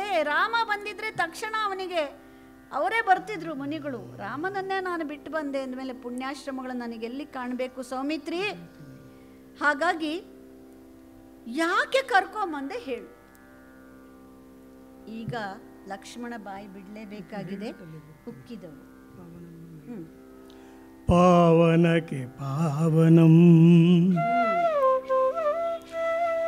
ಪಾವನಕ್ಕೆ ಪಾವನಂ ಮಂಗಳಕ್ಕೆ ಮಂಗಳಂ. ಕೆಲವು ಒಳ್ಳೆ ಪದ್ಯ ನೋಡಿದಾಗ ಆ ರಾಗಗಳು ಅದೇ ಬರುತ್ತೆ. ಪಾವನಕ್ಕೆ ಪಾವನಂ ಮಂಗಳಕ್ಕೆ ಮಂಗಳಂ ಅದಾವನ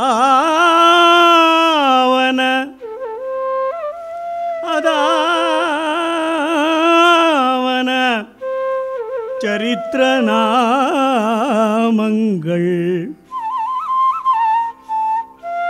ಆ ರಾಘವನೇ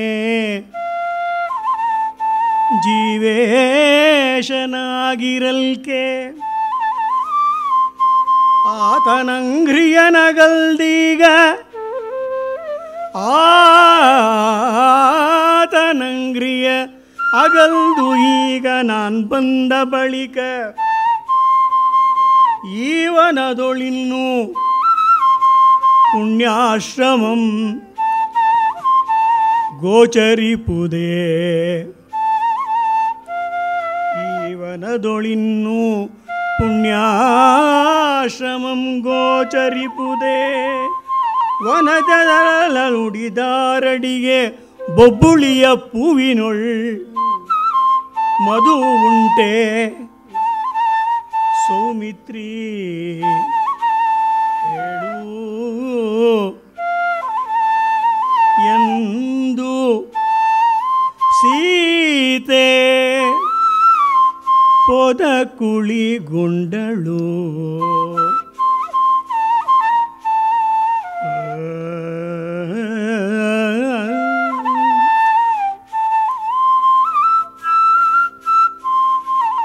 ಜೀವೇಶನಾಗಿರುವಂತಹ ರಾಮನೆಂಬ ಮಧು ಎಲ್ಲಿರುತ್ತೋ ಅಲ್ಲಿ ಆ ರಾಮನಾಮವನ್ನು ಹಾಡಿ ಆನಂದಿಸ್ತಕ್ಕಂತಹ, ರಾಮನನ್ನ ಸೇವಿಸ್ತಕ್ಕಂಥ ಋಷಿಮುನಿಗಳು ಸಿಗ್ತಾರೆ. ರಾಮನೇ ಇಲ್ಲದ ಮೇಲೆ ಅವರು ನಮಗೆಲ್ಲಿ ಸಿಗ್ತಾರೆ? ಇಂತಹ ಕಾಡಿಗೆ ನಾನು ಬಂದುಬಿಟ್ನಲ್ಲ ಸೌಮಿತ್ರಿ ಹೇಳು ಅಂದಾಗ ಒಂದು ಧರ್ಮ ಸಂಕಟಕ್ಕೆ ಒಳಗಾಗಿದ್ದಾನೆ. ರಾಮನ ಮಾತಿಗೆ ಎದುರಾಡಲಾರೆ, ಆದರೆ ಈಕೆಯ ಕಷ್ಟವನ್ನು ಕಳೆಯಲಾರೆ, ಹೇಳಲಾರೆ, ಹೇಳದೆ ಇರಲಾರೆ. ಎಂಥ ದುಸ್ಥಿತಿಗೆ ನನ್ನ ಈ ಒಂದು ಪರಿಸ್ಥಿತಿ ಬಂದುಬಿಡ್ತಲ್ಲ. ಹೋಗದಿರ್ದೊಡೆ, ಸಹೋದರನ ಮಾತನ್ನ ಕೇಳದಿರ್ದಡೆ ರಾಮ ಏನು ಬೇಕಾದರೂ ತೀರ್ಮಾನ ಮಾಡ್ಬೋದು. ರಾಜ ರಾಮ ಅವನು ಕೇಳಿದ್ರೆ ಈ ಸೀತೆಯನ್ನ ಇಲ್ಲಿ ಬಿಟ್ಟು ಹೋಗಲೇಬೇಕಾದ ವಿಧಿ ಇದೆಯಲ್ಲ. ಬೆಂದು ಬೇಗುದಿಗೊಂಡು ಲಕ್ಷ್ಮಣ ಅವನಿಗೆ ತಡ್ಕೊಳಕ್ಕಾಗ್ತಾ ಇಲ್ಲ. ಕಣ್ಣಲ್ಲಿ ನೀರು ಬೇಡವೆಂದರೂ ಉಕ್ಕಿ ಬರ್ತಾ ಇದೆ. ಈಗ ಹೇಳಲೇಬೇಕಾದ ಸಂದರ್ಭ. ಉಕ್ಕಿದವು ಕಂಬನಿಗಳು, ಅದರ ಓಷ್ಟಗಳು ಅದುರಿತು. ತೊದಲ್ತಾ ಇದ್ದಾನೆ, ಮಾತಾಡೋಕ್ಕಾಗ್ತಿಲ್ಲ. ತಾಯಿ ಇಲ್ಲಿಗೆ ಯಾಕೆ ಕರ್ಕೊಂಬಂದೆ ಅಂತ ನೀನೇನೋ ಕೇಳ್ತಾ ಇದ್ದೀಯ, ಯಾವ ಬಾಯಲ್ಲಿ ಹೇಳಲಿ? ಕಣ್ಣುಗಳಲ್ಲಿ ನೀರು ಉಕ್ತಾ ಇದೆ, ಅವನ ಮುಖದಲ್ಲಿ ಮ್ಲಾನತೆ ಇದೆ, ಅದರ ನಡುಗುತ್ತಾ ಈ ಮಾತನ್ನ ಹೇಳ್ತಾ ಇದ್ದಾನೆ. ಉಕ್ಕಿದವು ಕಂಬನಿಗಳು, ಉಕ್ಕಿದವು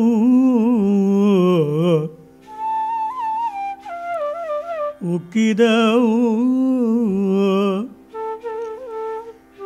ಕಂಬನಿಗಳು, ಅದರೋಷ್ಟಮದಿರಿತು ಅಗಿಕ್ಕಿ ತಿರುಪಿದವಲಾಯ್ತು.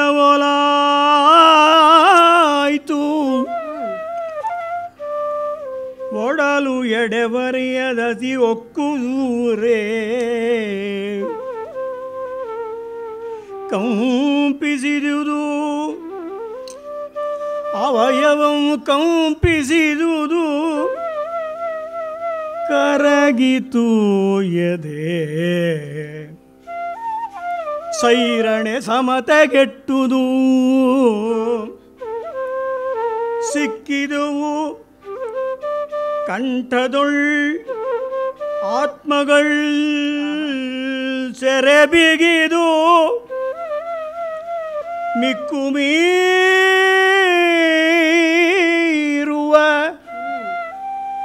ಶೋಕ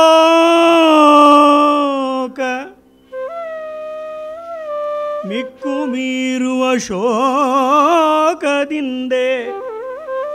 ಬೆಂಡಾಗಿ ಕಡುಗಕ್ಕಸದ ಕೆಲಸವನ್ನು ಉಸಿರಲ್ಲರಿದವನು ಅಯ್ಯನೇ ಅವನಿಸುತೆಗೆ ಇಂತೆಂದನು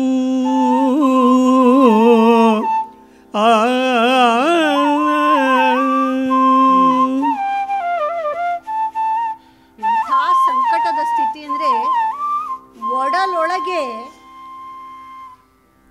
ಒಂದು ಹತಾರವನ್ನು ಇಟ್ಟು ಒಡಲೊಳಗೆ ತಿರುಗಿಸಿದ್ರೆ ಎಂಥ ಯಾತನೆ ಆಗ್ಬೋದು, ಹಾಗೆ ಒಳಗಿನಿಂದ ಸಂಕಟ ಉಕ್ಕಿ ಬರ್ತಾ ಇದೆ. ಎದೆಯೊಳಗೆ ನುಗ್ಗಿದ ಅಲಗು ಮಾಡುವ ನೋವನ್ನು ಆ ಮಾತು ಮಾಡ್ತಾ ಇದೆ, ಹೇಳಬೇಕಾದ ಮಾತು. ನಿಧಾನವಾಗಿ ಸೆರೆ ಉಬ್ಬಿದೆಯಂತೆ, ಗದ್ಗದವಾಗಿದ್ದಾನೆ, ಮಾತು ಬರ್ತಾ ಇಲ್ಲ. ಮಾತುಗಳು ಸೆರೆ ಬಿಗಿದು ಕಂಠದೊಳೆ ನಿಂತು ಹೋಗಿದೆ. ಆದರೆ ಮಾಡಬೇಕಾದ ಕರ್ತವ್ಯ ನೆನಪಿದೆ. ಕಣ್ಣ ನೀರು ಸುರಿಸ್ತಾ ಹೊಟ್ಟೆಯೊಳಗೆ ಸಂಕಟವನ್ನು ತಡ್ಕೊಳ್ತಾ ಗದ್ಗದಿತನಾಗಿ ತಾಯಿಗೆ ಹೇಳ್ತಾ ಇದ್ದಾನೆ, ದೇವಿ ನಿನಗೆ ಎನ್ನೆಗಂ ಹೇಳ್ದುದಿಲ್ಲ, ನಾನು ಹೇಳಲೇ ಇಲ್ಲ ನಿನಗೆ. ಒಂದು ಸತ್ಯವನ್ನು ನಿನಗೆ ಹೇಳಬೇಕಾಗಿದೆ. ನಿನ್ನನೊಲ್ಲದೆ ರಘುಕುಲದ್ವಹಂ, ನಿನ್ನನ್ನ ಬೇಡ ಅಂತ ಹೇಳಿ ರಘುರಾಮ ಬಿಟ್ಟು ಕಾಂತಾರಕ್ಕೆ ಕಳಿಪಿ ಬಾ ಎಂದನು. ಈ ಮಾತನ್ನು ನಿನಗೆ ಹೇಗೆ ಹೇಳಲಿ ಅಂತ ನಾನು ಇದುವರೆಗೂ ಆ ಮಾತು ಹೇಳಲಿಲ್ಲ ತಾಯಿ. ಬಿಟ್ಟು ಬಾ ಕಾಂತಾರಕ್ಕೆ ಲಕ್ಷ್ಮಣ, ಹೋಗು ಅಂತ ರಾಜ ರಾಮ ಆಜ್ಞೆ ಮಾಡಿದ್ದಾನೆ ತಾಯಿ. ಇದನ್ನು ನಾನು ಹೇಗೆ ಹೇಳಲಿ ನಿನಗೆ? ಇಷ್ಟು ಮಾತಾಡುವ ಹೊತ್ತಿಗೆ ಸೀತೆಗೆ ಬರಸಿಡಿಲು ಬಳಿದ ಹಾಗಾಗ್ತಾ ಇದೆ. ದೇವಿ ನಿನಗೆ ಇನ್ನು ಹೇಗೆ ಹೇಳಲಿ ನಾನು? ವಿಭುವಿನ ಆಜ್ಞೆಯ ಮೀರಲರಿಯದೆ ನಿಮ್ಮನ್ನು ಈ ವಿಪಿನಕ್ಕೆ ಒಡಗೊಂಡು ಬಂದನು. ಅಷ್ಟೇ ಅಲ್ಲ, ಹೋಗು ಅಂತ ಹೇಳಿದ್ದಾನೆ. ಬಂದಿದ್ದೇನೆ ತಾಯಿ. ಕಣ್ಣೀರು ಸುರಿತಾ ಇದೆ, ಕೈ ಮುಗಿದು ನಿಂತುಕೊಂಡಿದ್ದಾನೆ. ಆ ಮಾತು ಮುಕ್ತಾಯವೇ ಆಗಲಿಲ್ಲ, ಧಪ್ಪನೆ ಬಿದ್ಲು ಸೀತೆ. ಹಾಗೆ ಎಂಥ ಸ್ಥಿತಿ ಅವಳಿಗೆ, ಎಂಥ ಬರಸಿಡಿಲಿನಂಥ ಮಾತು. ಕಳೆದು ನಿನ್ನನು ಬಿಟ್ಟು ಬಾ ಕಾಂತಾರಕ್ಕೆ ಎಂದು ರಾಮನ ಆಜ್ಞೆ. ಸಾಕಾಯ್ತು ಆ ಮಾತು ಅವಳಿಗೆ. ತುಂಬಿದ ಗರ್ಭಿಣಿ ಇಡೀ ದೇಹ ಒಂದು ಸರ್ತಿ ಕಂಪಿಸಿ ಧಪ್ಪನೆ ಕೆಳಗೆ ಬಿದ್ದಿದ್ದಾಳೆ. ಬಿರುಗಾಳಿ ಪೊಡೆಯಲ್ಕೆ ಕಂಪಿಸಿ ಫಲಿತ ಕದಳಿ ಮುರಿದು ಇಳೆಗೆ ಒರಗುವಂತೆ ಲಕ್ಷ್ಮಣನ ಮಾತು ಕಿವಿಧರೆಗೆ ಬೀಳದ ಮುನ್ನ ಹಮ್ಮೈಸಿ ಬೀಳ್ದಳಂಗ.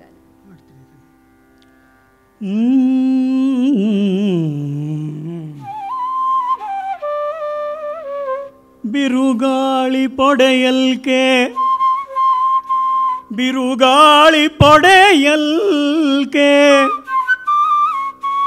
ಕಂಪಿಸಿ ಫಲಿತ ಕದಳಿ. ಬಿರುಗಾಳಿ ಪೊಡೆಯಲ್ಕೆ ಫಲಿತ ಕದಳಿ ಕಂಪಿಸಿ ಮುರಿದು ಇಳೆಗೆ ಒರಗುವಂತೆ ಇಳೆಗೆ ಒರಗುವಂತೆ ಲಕ್ಷ್ಮಣನ ಮಾತು ಕಿವಿದರೆಗೆ ಬೀಳದ ಮುನ್ನ ಲಕ್ಷ್ಮಣನ ಮಾತು ಕಿವಿದರೆಗೆ ಬೀಳದ ಮುನ್ನ ಮೈಸಿ ಬಿದ್ದಳಂಗನೆ ಧರೆಗೆ ನಡು ನಡುಗುತ್ತೇಯೇ ಮರೆದಳಂಗೋಪಂಗಮಂ ಮರೆದಳು ಬಳಿಕ ಸೌಮಿತ್ರಿ ಮರುಗಿ ಬಳಿಕ ಸೌಮಿತ್ರಿ ಮರುಗಿ ತಣ್ಣೀರ್ದಳೆದು ಪತ್ರದಿಂ ಕೊಡೆಬಿಡಿದು ಸೆರೆಯಿಂದೆ ಬೀಸಿ ರಾಮನ ಸೇವೆ ಸಂದುದೇ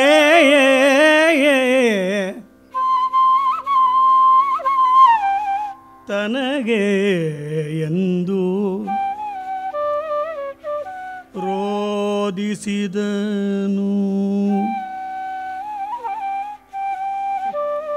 ರಾಮನ ಸೇವೆ ಸಂದುದೇ ತನಗೆ. ಅಯ್ಯೋ, ಎಂಥ ಸ್ಥಿತಿ ಬಂತು! ಈ ರಾಮನ ಸೇವೆಯಲ್ಲಿ ನಿಂತಿದ್ದಕ್ಕೆ ಇವತ್ತು ನನಗೆ ಸರಿಯಾದ್ದೇ ಆಗಿದೆ. ತುಂಬು ಗರ್ಭಿಣಿ ಕದಳಿ ನೋಡಿ, ಎಷ್ಟು ಚೆನ್ನಾದಂತಹ ಒಂದು ಹೋಲಿಕೆಯನ್ನು ಕೊಡ್ತಾ ಇದ್ದಾನೆ. ತುಂಬು ಗರ್ಭಿಣಿಗೆ ತುಂಬು ಬಾಳೆಯ ಗೊನೆಯನ್ನು ತನ್ನ ಒಡಲಿನಲ್ಲಿ ಹೊತ್ತು ನಿಂತಿರುವಂತಹ ಆ ಬಾಳೆಗೆ ಹೋಲಿಸ್ತಾ ಇದ್ದಾನೆ. ಬಾಳೆ ಎಷ್ಟು ಭಾರವಾದ ಗೊನೆಯನ್ನು ಹೊತ್ತಿದ್ರು ಅದು ತುಂಬ ಸೂಕ್ಷ್ಮ. ಇಡೀ ತನ್ನ ಗೊನೆಯ ಸಮೇತವಾಗಿ ಬಿರುಗಾಳಿ ಬೀಸಿದ್ರೆ ಬುಡ ಸಮೇತವಾಗಿ ಅದು ದಪ್ಪನೆ ಕೆಳಗೆ ಬಿದ್ದೋಗುತ್ತೆ. ಹಾಗೆ ಸೀತೆ ಗರ್ಭಿಣಿ ದಪ್ಪನೆ ಬಿದ್ದು ಮೂರ್ಛೆ ಹೋಗಿದ್ದಾಳೆ. ದಿಕ್ಕು ತಪ್ಪಿದ ಹಾಗಾಯಿತು ಲಕ್ಷ್ಮಣನಿಗೆ. ಅಯ್ಯೋ, ರಾಮನ ಸೇವೆಗೆ ನಿಂತಿದ್ದಕ್ಕೆ ಇಂಥ ಒಂದು ದೀನ ಸ್ಥಿತಿಯನ್ನು ನನಗೆ ಬಂತಲ್ಲ, ಇಂಥ ಸ್ಥಿತಿಗೆ ತಂದುಬಿಟ್ನಲ್ಲ ಅಂತೇಳಿ ಓಡಿ ಹೋಗಿದ್ದಾನೆ. ಕಮಲ ಪತ್ರದಲ್ಲಿ ತಣ್ಣೀರನ್ನು ತಂದು ಸೀತೆಯ ಆ ಮುಖಕ್ಕೆ ತಲೆಗೆ ಹಾಕಿ ತಟ್ಟಿ ಅವಳು ಎಚ್ಚರವಾಗುವ ಹಾಗೆ ಮಾಡಿದ್ದಾನೆ. ಆ ಒಂದು ಎಲೆಯಲ್ಲಿ ಆ ಬಿಸಿಲು ಅವಳಿಗೆ ಬೀಳದ ಹಾಗೆ ಅದನ್ನು ಅಡ್ಡ ಹಿಡಿದು ಕೊಡೆಯಾಗಿ ಮಾಡಿದ್ದಾನಂತೆ. ತನ್ನ ಒಂದು ಒಲ್ಲಿಯಲ್ಲಿ ಗಾಳಿಯನ್ನು ಬೀಸಿದ್ದಾನೆ ಆ ತಾಯಿಗೆ. ಲಕ್ಷ್ಮಣ ಮತ್ತು ಸೀತೆಯ ಸಂಬಂಧ ಇದೆಯಲ್ಲ, ತಾಯಿ ಮಗುವಿನ ಹಾಗೆ ಅಮ್ಮನನ್ನು ಕಾಪಾಡುವ ಹಾಗೆ ಅವನು ಇಷ್ಟು ವರ್ಷ ಕಾಪಾಡಿಕೊಂಡು ಬಂದಿದ್ದ. ಈಗ ಅದೇ ಸೀತೆಯನ್ನು ತಾನೇ ಕಾಡಿಗೆ ಬಿಡುವಂಥ ಅತ್ಯಂತ ಕ್ರೂರ ಕೆಲಸವನ್ನು ಅಣ್ಣನೇ ನನಗೆ ವಹಿಸಿಕೊಟ್ಟಿದ್ದ. ಎಂಥ ವಿಧಿ ಬಂತಲ್ಲ. ಸಂದುದೇ ರಾಮನ ಸೇವೆ. ಛ, ಇಂಥ ಒಂದು ಸ್ಥಿತಿಗೆ ಯಾರು ಬರಬಾರ್ದಪ್ಪ ಅನಿಸಿರಬೇಕು. ಸೇವೆಯನ್ನು ಮಾಡಿದ್ದಾನೆ. ಮೆಲ್ಲಗೆ ಕಣ್ಣನ್ನು ಬಿಟ್ಟಿದ್ದಾಳೆ ಸೀತೆ. ತಣ್ಣೀರಿಗೆ ಎಚ್ಚರ ಆಗಿದೆ ಅವಳಿಗೆ. ಕಣ್ಣನ್ನು ಬಿಟ್ಟು ಮತ್ತೆ ಸಂಕಟ ಪಡ್ತಾ ಇದ್ದಾಳೆ. ಏನು ಹೇಳಿದ್ಯಪ್ಪ? ರಾಮ ನಿನ್ನನ್ನು ಬಿಟ್ಟು ಬಾ ಕಾಡಿಗೆ ಅಂತ ಹೇಳಿದ್ದೇನೆ. ಕರುಣಾಳುವಾದ ರಾಮನಲ್ಲವೇ? ಕೇಳಿದವರ ಇಷ್ಟಗಳನ್ನು ಪೂರ್ತಿ ಮಾಡುವ ಅಭೀಷ್ಟ ಪ್ರಿಯನಲ್ಲವೇ? ಸರಿಯಾಗಿ ಹೇಳಿದ್ದಾನೆ. ಕೊಯ್ಯಲೊಲ್ಲದೆ ಕೊರಳ ನಿಂತು ತನ್ನಂಬಿಡಲ್ ಮಾಡಿದ ಅಪರಾಧ ಉಂಟೆ? ಅಲ್ಲ, ಬೇಡ ಅಂದ್ರೆ ಅಲ್ಲೇ ತನ್ನ ಕತ್ತನ್ನು ಕತ್ತರಿಸಿ ಬಿಡಬಹುದಾಗಿತ್ತಲ್ಲ. ಹಾಗೆ ಮಾಡದೆ ನನ್ನನ್ನು ಕಾಡಿಗೆ ಬಿಟ್ಟು ಬರುವ ಈ ಶಿಕ್ಷೆಯನ್ನು ಕೊಡುವುದಕ್ಕೆ ನಾನು ಮಾಡಿದ ಅಪರಾಧವಾದರೂ ಏನು ಲಕ್ಷ್ಮಣ? ಕೈಯಾರೆ ಖಡ್ಗಮಂ ಕೊಟ್ಟು ತನ್ನ ಹೆಂಡತಿಯನ್ನು ಹೋಯ್ ಅಂತಂದ್ರೆ ನಾನು ಅದಕ್ಕೆ ಒಪ್ಕೊಳ್ತಾ ಇದ್ದೆ. ಆದರೆ ಹೀಗೆ ನಿನ್ನ ಕಡೆಯಲ್ಲಿ ನನ್ನನ್ನು ದೂರ ಮಾಡುವ ಈ ಕೆಲಸವನ್ನು ರಾಮ ಮಾಡಿದ್ದಾನೆ. ಹಾ, ಅಯ್ಯಯ್ಯೋ, ರಾಘವ ಕಾರುಣ್ಯನಿಧಿಯಲ್ಲವೇ? ಎಲ್ಲರೂ ಏನಂತಾರೆ ರಾಮನನ್ನ? ಕಾರುಣ್ಯನಿಧಿ ಅವನು.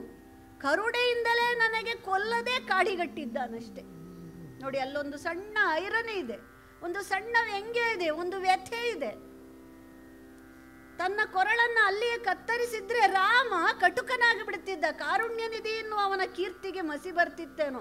ಅದಕ್ಕೆ ಕತ್ತರಿಸದೆ ಕಾಡಿಗಟ್ಟಿ ಕಾರುಣ್ಯನಿಧಿ ನನ್ನ ಜೀವ ಉಳಿಸಿದ್ದಾನಲ್ವೇ ಅಂತೇಳಿ ಒಂದು ಸಣ್ಣ ವ್ಯಂಗ್ಯ ಕೂಡ ಅಲ್ಲೇ ಒಳಗೆ ಬಂದಿದೆ. ಬಿಟ್ಟನೆ ರಘುಶ್ರೇಷ್ಠನು ಎನ್ನನು ಅಕಟಕಟ ತಾ ಮುಟ್ಟನೆ ನೆಗಳ್ದ ಬಾಳೈಕೆ ಸಂಚಕಾರಮಂ ಕೊಟ್ಟನೆ, ಬಾಳ್ಕೆಗೆ ಸಂಚಕಾರಮಂ ಕೊಟ್ಟನೆ. ಬಿಟ್ಬಿಟ್ಟ ನನ್ನನ್ನು, ಇನ್ಯಾವತ್ತೂ ಮತ್ತೆ ನನ್ನನ್ನು ಮುಟ್ಟೋದಿಲ್ವೇ? ನನ್ನ ಬಾಳಿಕೆಗೆ ಒಂದು ಸಂಚಕಾರವನ್ನು ಕೊಟ್ಟುಬಿಟ್ನೆ. ಅವನಿಲ್ಲದೆ ಈ ನಟ್ಟ ಅಡವಿಯಲ್ಲಿ ನಾನು ಪಿಶಾಚಿನಿಯ ಹಾಗೆ ಒಬ್ಬಳೆ ಹೇಗೆ ಇರ್ತೇನೆ? ಲಕ್ಷ್ಮಣ, ಏನು ಹೇಳ್ತಾ ಇದ್ದೀಯಪ್ಪ? ಇದೆಲ್ಲವನ್ನ ಕೇಳ್ತಾ ಕೇಳ್ತಾ ಅವಳಿಗೆ ಲಕ್ಷ್ಮಣ ಕಣ್ಣೀರು ಸುರಿಸ್ತಾ ಇದ್ರೆ ಏನು ಉತ್ತರ ಕೊಡಬೇಕು ಗೊತ್ತಾಗ್ತಿಲ್ಲ. ಹೀಗಿರ್ಬೇಕಾದ್ರೆ ರಾಮನನ್ನ, ಭುವನೈಕ ರಾಮನನ್ನ ಹೊಗಳ್ತಾ ಇದ್ದಾಳೆ. ಹೆಂಗಿದ್ದ ನನ್ನ ರಾಮ, ಅವನನ್ನು ನೋಡದೆ ನಾನು ಹೇಗಿರಲಿ? ಅದೆಂಥ ಸುಂದರ, ಅವನು ಎಂಥ ವಿಶೇಷನಾದಂಥವನು, ಅವನನ್ನು ಬಿಟ್ಟು ನಾನು ಹೇಗಿರಲಿ ಲಕ್ಷ್ಮಣ? ರಾಮನಂ ಭುವನಾಭಿರಾಮನಂ, ಅವನ ಗುಣವಿಶೇಷಣಗಳನ್ನು ನೆನಪಿಸ್ಕೊತಾ ಇದ್ದಾಳೆ, ಅವನ ಸೌಂದರ್ಯವನ್ನು ನೆನಪಿಸ್ಕೊತಾ ಇದ್ದಾಳೆ, ಅವನು ಕೊಟ್ಟ ಪ್ರೀತಿಯನ್ನು ನೆನಪಿಸ್ಕೊತಿದ್ದಾಳೆ. ಇನ್ನು ಮುಂದೆ ಅದು ಯಾವುದೂ ನನಗಿಲ್ವಲ್ಲ ಅಂತ ಹೇಳಿ ಒಳಗಿನಿಂದ ಸಂಕಟ ಉಕ್ಕಿ ಬಂದಿದೆ. ರಾಮನಂ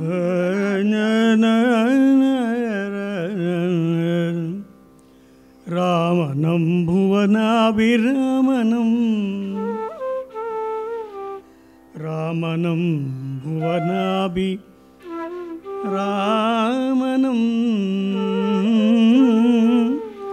ಭುವನಾಭಿರಾಮನಂ ಗುಣರತ್ನಧಾಮನಂ ರಾಮನಂ ಭುವನಾಭಿರಾಮನಂ ಗುಣರತ್ನಧಾಮನಂ ರಘುಕುಲೋದ್ಧಾಮನಂ ರೂಪಜಿತಕಾಮನಂ ಸತ್ಕೀರ್ತಿಕಾಮನಂ ಶರಣಜನವಾರ್ಧಿಯಂ ಮಿಗೆ ಪೆರ್ಚಿಪ ಸೋಮನಂ ಸೌಭಾಗ್ಯ ಸೋಮನಂ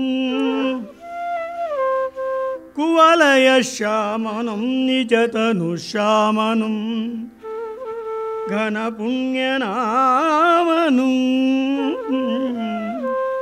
ಸಂತತಂ ನಮನಂದಣಿಯೇ ಸಂತತಂ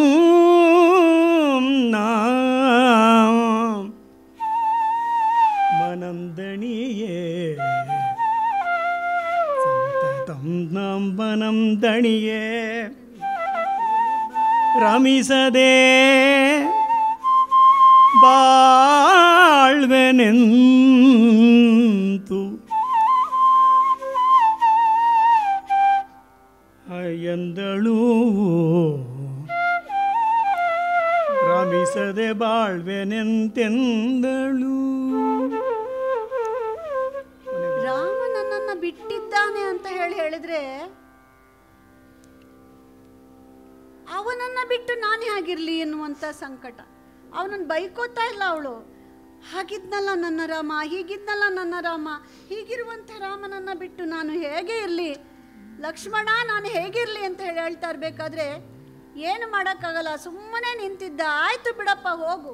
ಹೇಗಮ್ಮ ನಿನ್ನನ್ನು ಬಿಟ್ಟು ಹೋಗಲಿ ತಾಯಿ, ನಾನು ಮನಸ್ಸಿಲ್ಲ ಆದರೆ ಹೋಗಲೇಬೇಕಾಗಿದೆ ಅಂದರೆ ಅವತ್ತು ಹೋಗಿದ್ದೆಲ್ಲಪ್ಪ, ಹೋಗು ರಾಮನ ಹತ್ತಿರಕ್ಕೆ ನೀನು ಅಂತ ಹೇಳಿದಾಗ ಗೆರೆಯನ್ನು ಹಾಕಿ ಇಲ್ಲೇ ಇರು ತಾಯಿ, ನಾನು ಹೋಗಿ ಬರ್ತೇನೆ ಅಂತ ನನ್ನ ಮಾತು ಮೀರದೆ ಹೋದೆ ಅಲ್ವಾ?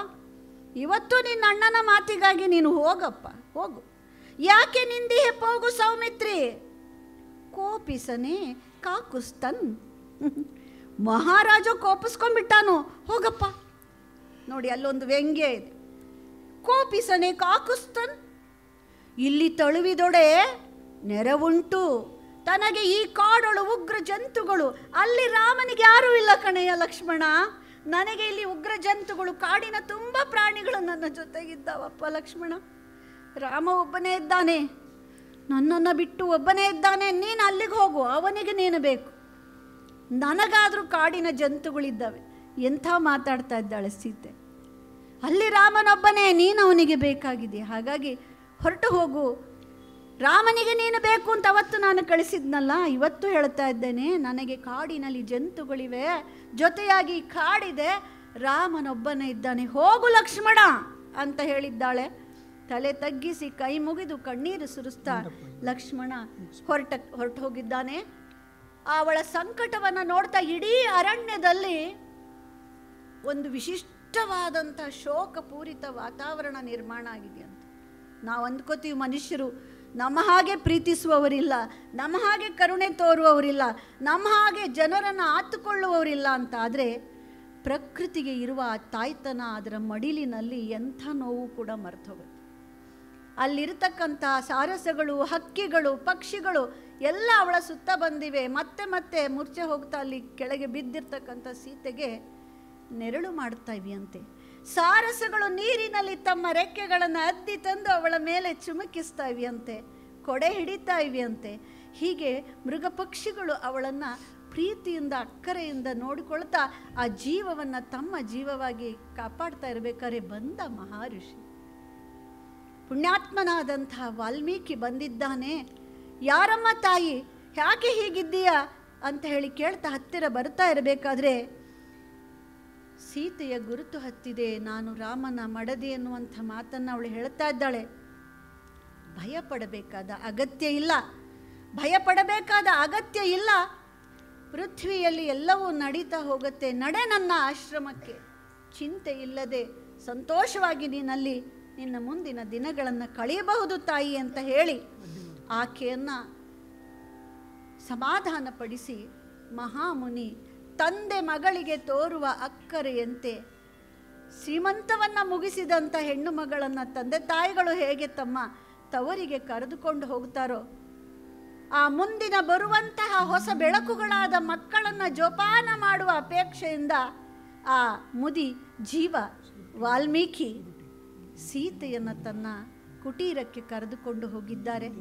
ಪ್ರೀತಿ ಆದರಗಳೊಂದಿಗೆ ಅಲ್ಲಿನ ಜನರ ಪ್ರೀತಿ ಆದರಗಳಲ್ಲಿ ಸೀತೆ ತನ್ನ ದುಃಖವನ್ನು ಮರೆತಿದ್ದಾಳೆ, ಅಲ್ಲಿನ ನೆಮ್ಮದಿ ಶಾಂತಿಯನ್ನು ಪಡೆದಿದ್ದಾಳೆ. ಲವಕುಶರ ಜನನವಾಗಿದೆಯಂತೆ. ಆ ಜನನ ಲೋಕಮಾತೆಯ ಅಂತರಂಗದ ಆ ಕುದಿಯುವ ಬೆಂಕಿಯನ್ನು ಆರಿಸಿದೆ. ಈಗ ತಾಯಾಗಿ ಅವಳು ಎಲ್ಲ ದುಃಖ ಮರೆತಿದ್ದಾಳೆ. ಒಂದೊಮ್ಮೆ ತಾನು ಅಯೋಧ್ಯ ನಗರದ ಪಟ್ಟ ರಾಣಿ ಎಂಬುದೇ ಮರೆತು ಹೋಗುವಂತೆ ಕಾಡಿನ ಜೀವದಲ್ಲಿ ಸಹ ಬದುಕಿನಲ್ಲಿ ಆ ಪುಟ್ಟ ಕೂಸುಗಳನ್ನು ತೂಗುತ್ತಾ ಹಾಡ್ತಾ ಆ ಹಕ್ಕಿ ಪಕ್ಷಿಗಳ ಮಧ್ಯದಲ್ಲಿ ಸಹಜವಾಗಿ ಆ ಮಕ್ಕಳನ್ನು, ನಾವು ರಾಜನ ಮಕ್ಕಳೆಂಬ ಹಮ್ಮು ಬಿಮ್ಮುಗಳಿಲ್ಲದೆ ಸಹಜ ಮಕ್ಕಳುಗಳೊಂದಿಗೆ ಕೂಡಿ ಆಡ್ತಾ ಪುಟ್ಟ ಹುಡುಗರು ಬೆಳೆದಿದ್ದಾರೆ. ರಾಜ ಮಕ್ಕಳಾದಂಥ ಅವರಿಗೆ ಏನು ಬೇಕೋ ಮುಂದೆ ಅದೆಲ್ಲವನ್ನ ಶಿಕ್ಷೆ ಎಂದಾಗ ಅಲ್ಲಿ ಕಲಿಕೆಯನ್ನು ಕಲಿಸಿಕೊಟ್ಟಿದ್ದಾರೆ ವಾಲ್ಮೀಕಿಗಳು. ವಿಶೇಷವಾಗಿ ಯುದ್ಧವನ್ನು ಕಲಿಸಿದ್ದಷ್ಟೇ ಅಲ್ಲ, ಬಹಳ ಮುಖ್ಯವಾಗಿ ರಾಮಾಯಣವನ್ನು ಬರೆದು ಆ ಸೀತೆಯ ಆನಂದ ಕಣ್ಣೀರಾಗಿ ಹರಿಯುವಂತೆ, ಸೀತೆಯ ಲೋಕದ ನೋವಿನ ಕಥೆ ಮಕ್ಕಳಲ್ಲಿ ಜೇನಾಗಿ ಹರಿಯುವಂತೆ ರಾಮಾಯಣದ ಕಥೆಯನ್ನು ಹಾಡುವುದನ್ನು ಕಲಿಸಿಕೊಟ್ಟಿದ್ದಾರೆ. ಆ ಲವಕುಶರಿಬ್ಬರು ರಾಮಾಯಣವನ್ನು ಹಾಡ್ತಾ ಇದ್ರೆ ತನ್ನದೇ ಕಥೆಯನ್ನು ತಾನೇ ಮೈಮರೆತು ಸೀತೆ ಕೇಳ್ತಾ ಇರುವ ಹಾಗೆ, ವಾಲ್ಮೀಕಿ ಮೆಚ್ಚುವ ಹಾಗೆ, ಸೀತೆ ಆನಂದಿಸುವ ಹಾಗೆ ಆ ಲವಕುಶರು ಕಥೆಗಳನ್ನು ಹಾಡ್ತಾ ಬೆಳೀತಾ ಇದ್ದಾರೆ ಎನ್ನುವಲ್ಲಿಗೆ ನಾವು ಇವತ್ತಿನ ಒಂದು ಸೀತಾ ಪರಿತ್ಯಾಗದ ನೋವಿನ ಕಥೆಯನ್ನು, ಮಕ್ಕಳ ಆನಂದದಲ್ಲಿ ನೋವುಗಳು ಮರೀತವೆ ಅನ್ನುವಂಥ ಸುಖಾಂತವಾಗಿ ಮಂಗಳವನ್ನು ಹಾಡೋಣ. ಸೀತೆ ನಲಿವಂತೆ ವಾಲ್ಮೀಕಿ ಮೆಚ್ಚುವ ತರದೋಳ್. ಕಥಾಭಾಗನ ಅಲ್ಲಲ್ಲೇ ಎಡಿಟ್ ಮಾಡೋದು ಬಹಳ ಕಷ್ಟ. ಗೀತಾ ಇಲ್ಲೇ ಕೂತಿದ್ದಾರೆ. 10 ನಿಮಿಷ ಕೊಡ್ತಾಯಿದ್ವಿ ಆಕಾಶವಾಣಿನಲ್ಲಿ ಕೆಲವ್ರಿಗೆ ಹಾಡೋದಕ್ಕೆ. 9 ಪದ್ಯ ಹಾಡಬಹುದು, 10 ಪದ್ಯ. ಭಾಮಿನಿ ಷಟ್ಪದಿ ಆದರೆ 3/4 ನಿಮಿಷ ನನ್ನ ಲೆಕ್ಕದಲ್ಲಿ. ವಾರದಕ್ಕಾದರೆ 1 ನಿಮಿಷ 1.5 ನಿಮಿಷ ನಮ್ಮ ತಾಕತ್ತು ಮೇಲೆ, ನಮ್ಮ ಸಂಗೀತದ ಹಿನ್ನೆಲೆ ಮೇಲೆ ಹೋಗುತ್ತದೆ. ಇಲ್ಲದ್ರೆ ಸುಮ್ಮನೆ ಒಂದೇ ಸ್ವರದಲ್ಲೇ ಅದೇ ರಾಗ ಅಂತ ಹೇಳ್ಕೊಂಡು ಹೋಗ್ಬಿಡ್ಬೋದು. ಇಲ್ಲಿ ಇವತ್ತು ಎಷ್ಟು ಪದ್ಯಗಳು ಅಂದ್ಕೊಂಡಿದ್ದು ಅಷ್ಟು ಪದ್ಯಗಳನ್ನು ನಾವು ಹಾಡೋಕ್ಕಾಗಲ್ಲ. ಆದರೆ ನಮಗೊಂದು ಸಂತೋಷ ಏನು ಅಂತಂದರೆ, ಎಲ್ಲರಿಗಿಂತ ನಮ್ಮ ಬಾಲಕೃಷ್ಣ ಅವರು ನಮಗೆ ದಯಪಾಲಿಸಿದ್ದಾರೆ ಸಮಯವನ್ನು. ನಾವು ಸ್ವಲ್ಪ ಜಾಸ್ತಿ ಆಗಿದೆ. ಯಾಕಂದರೆ ಕತೆ ಮುಗಿಲೂಬೇಕು, ಯಾವುದೋ ಒಂದು ಎಲ್ಲೋ ಅಲ್ಲಿ ನಿಲ್ಲಿಸ್ಬಿಡೋಕ್ಕಾಗಲ್ಲ. ಸೀತಾ ಗರ್ಭಿಣಿ ಆದಲು ಅಂತಲೇ ನಿಲ್ಲಿಸ್ಬಿಟ್ರೆ ನಮಗೇನೇನೋ ಆಗ್ಬೋದು, ಗೊತ್ತಾಗಲ್ಲ. ಆಮೇಲೆ ಅದನ್ನು ಒಂದು ಹಂತಕ್ಕೆ ತಂತಾರೆ. ಇವರು ಈಗ ತಾನೇ ಮೊನ್ನೆ ನಿವೃತ್ತರಾಗಿದ್ದಾರೆ, ಭಾಳ ಸಂತೋಷದ ವಿಷಯ ಅದು.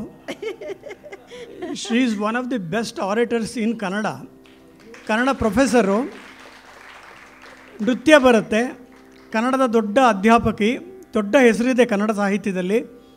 ಒಳ್ಳೊಳ್ಳೆಯ ಸಮಾರಂಭಕ್ಕೆ ನಾನು ಅವ್ರನ್ನ ಕರಿತೀನಿ. ಯಾಕಂದರೆ ಅಸ್ಖಲಿತವಾದ ಮಾತು ಇವತ್ತಿನ ದಿವಸ ಎಷ್ಟೋ ಜನಕ್ಕೆ ಬರಲ್ಲ. ಕನ್ನಡ MA ಓದೋರಿಗೆ ಕನ್ನಡ ಬರಲ್ಲ, ಅಲ್ಲ ಪದ್ಯ ಓದೋಕ್ಕೆ ಮೊದಲೇ ಬರಲ್ಲ. ನಮ್ಮ ಗಮನಕ್ಕೆ ಬಂದರೆ ದೂರ ಹೋಗ್ಬಿಡ್ತಾರೆ ಅವರು.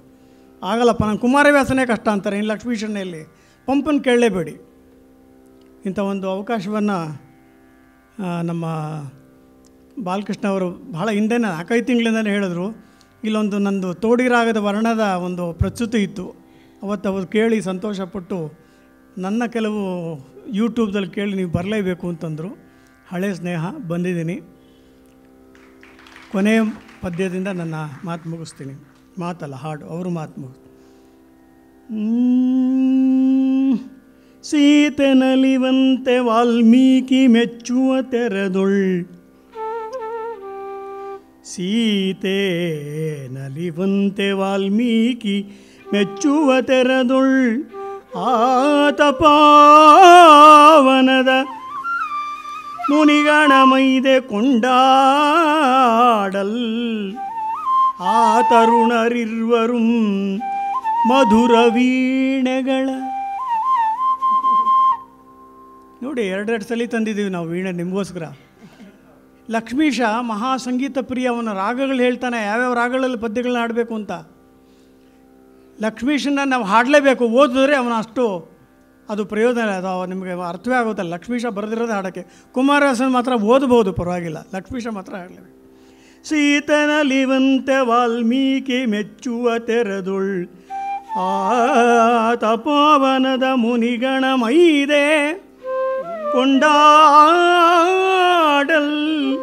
ಆ ತರುಣರಿರ್ವರು ಮಧುರ ವೀಣೆಗಳ ಮೇಳದಾಳ ಪಂಗಳ, ಗೀತದೊಳ್ ಸಂಕೀರ್ಣ ಶುದ್ಧ ಸಾಳಗದಿಂ,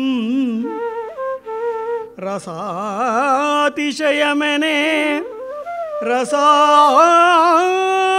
ರಸಾತಿಶಯಮೆನೆ ಪಾಡುವರ್ ಪಾಡುವರ್ ಪಾಡುವರ್ ದೇವನಗಜೀನಿಕೇತನ ಶ್ರೀಪತಿಯ ಶ್ರೀಪತಿಯ ಚಾರಿತ್ರಮಪ್ಪ ರಾಮಾಯಣದೊಳು ಅನುದಿನದೊಳು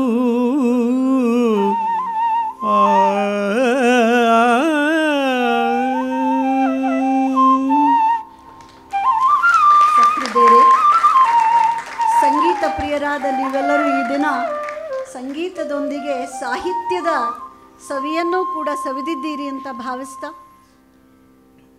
ಉತ್ತರ ರಾಮಾಯಣದ ಈ ಮನಮೀಟುವಂತಹ ಅಪೂರ್ವವಾದಂತಹ ಒಂದು ಸಂದರ್ಭವನ್ನು ನಿಮ್ಮ ಮುಂದೆ ಪ್ರಸ್ತುತಪಡಿಸುವುದಕ್ಕೆ ಅವಕಾಶವನ್ನು ಮಾಡಿಕೊಟ್ಟ ದೊರೆಸ್ವಾಮಿ ಅಯ್ಯಂಗಾರವರ ಹುಟ್ಟುಹಬ್ಬದ 105ನೆಯ ಈ ಜನ್ಮ ಶತಾಬ್ದಿಯಂದು ನಮಗೆ ಶತಮಾನೋತ್ಸವ 105ನೇದು ವಾರ್ಷಿಕ ಒಂದು ಅವಕಾಶವನ್ನು ಮಾಡಿಕೊಟ್ಟಿದ್ದಕ್ಕೆ, ಸಹೃದಯರಿಗೆ ಈ ಸಾಹಿತ್ಯವನ್ನು ಉಣಬಡಿಸುವುದಕ್ಕೆ ಅವಕಾಶ ಮಾಡಿಕೊಟ್ಟಂಥ ಅವರಿಗೆ ವಂದಿಸ್ತಾ, ಕೇಳಿದ ತಮ್ಮೆಲ್ಲರಿಗೂ ಕೂಡ ಆ ದೇವಪುರದ ಲಕ್ಷ್ಮೀಶ ಸದ್ಗತಿಯನ್ನು ಒಂದಿಷ್ಟು ಹೃದಯದಕ್ಕೆ ಆನಂದವನ್ನು ಕೊಡಲಿ ಅಂತ ಹೇಳಿ ಪ್ರಾರ್ಥಿಸ್ತಾ ನಮ್ಮ ಮಾತನ್ನು ಮುಗಿಸ್ತಾ ಇದ್ದೇವೆ.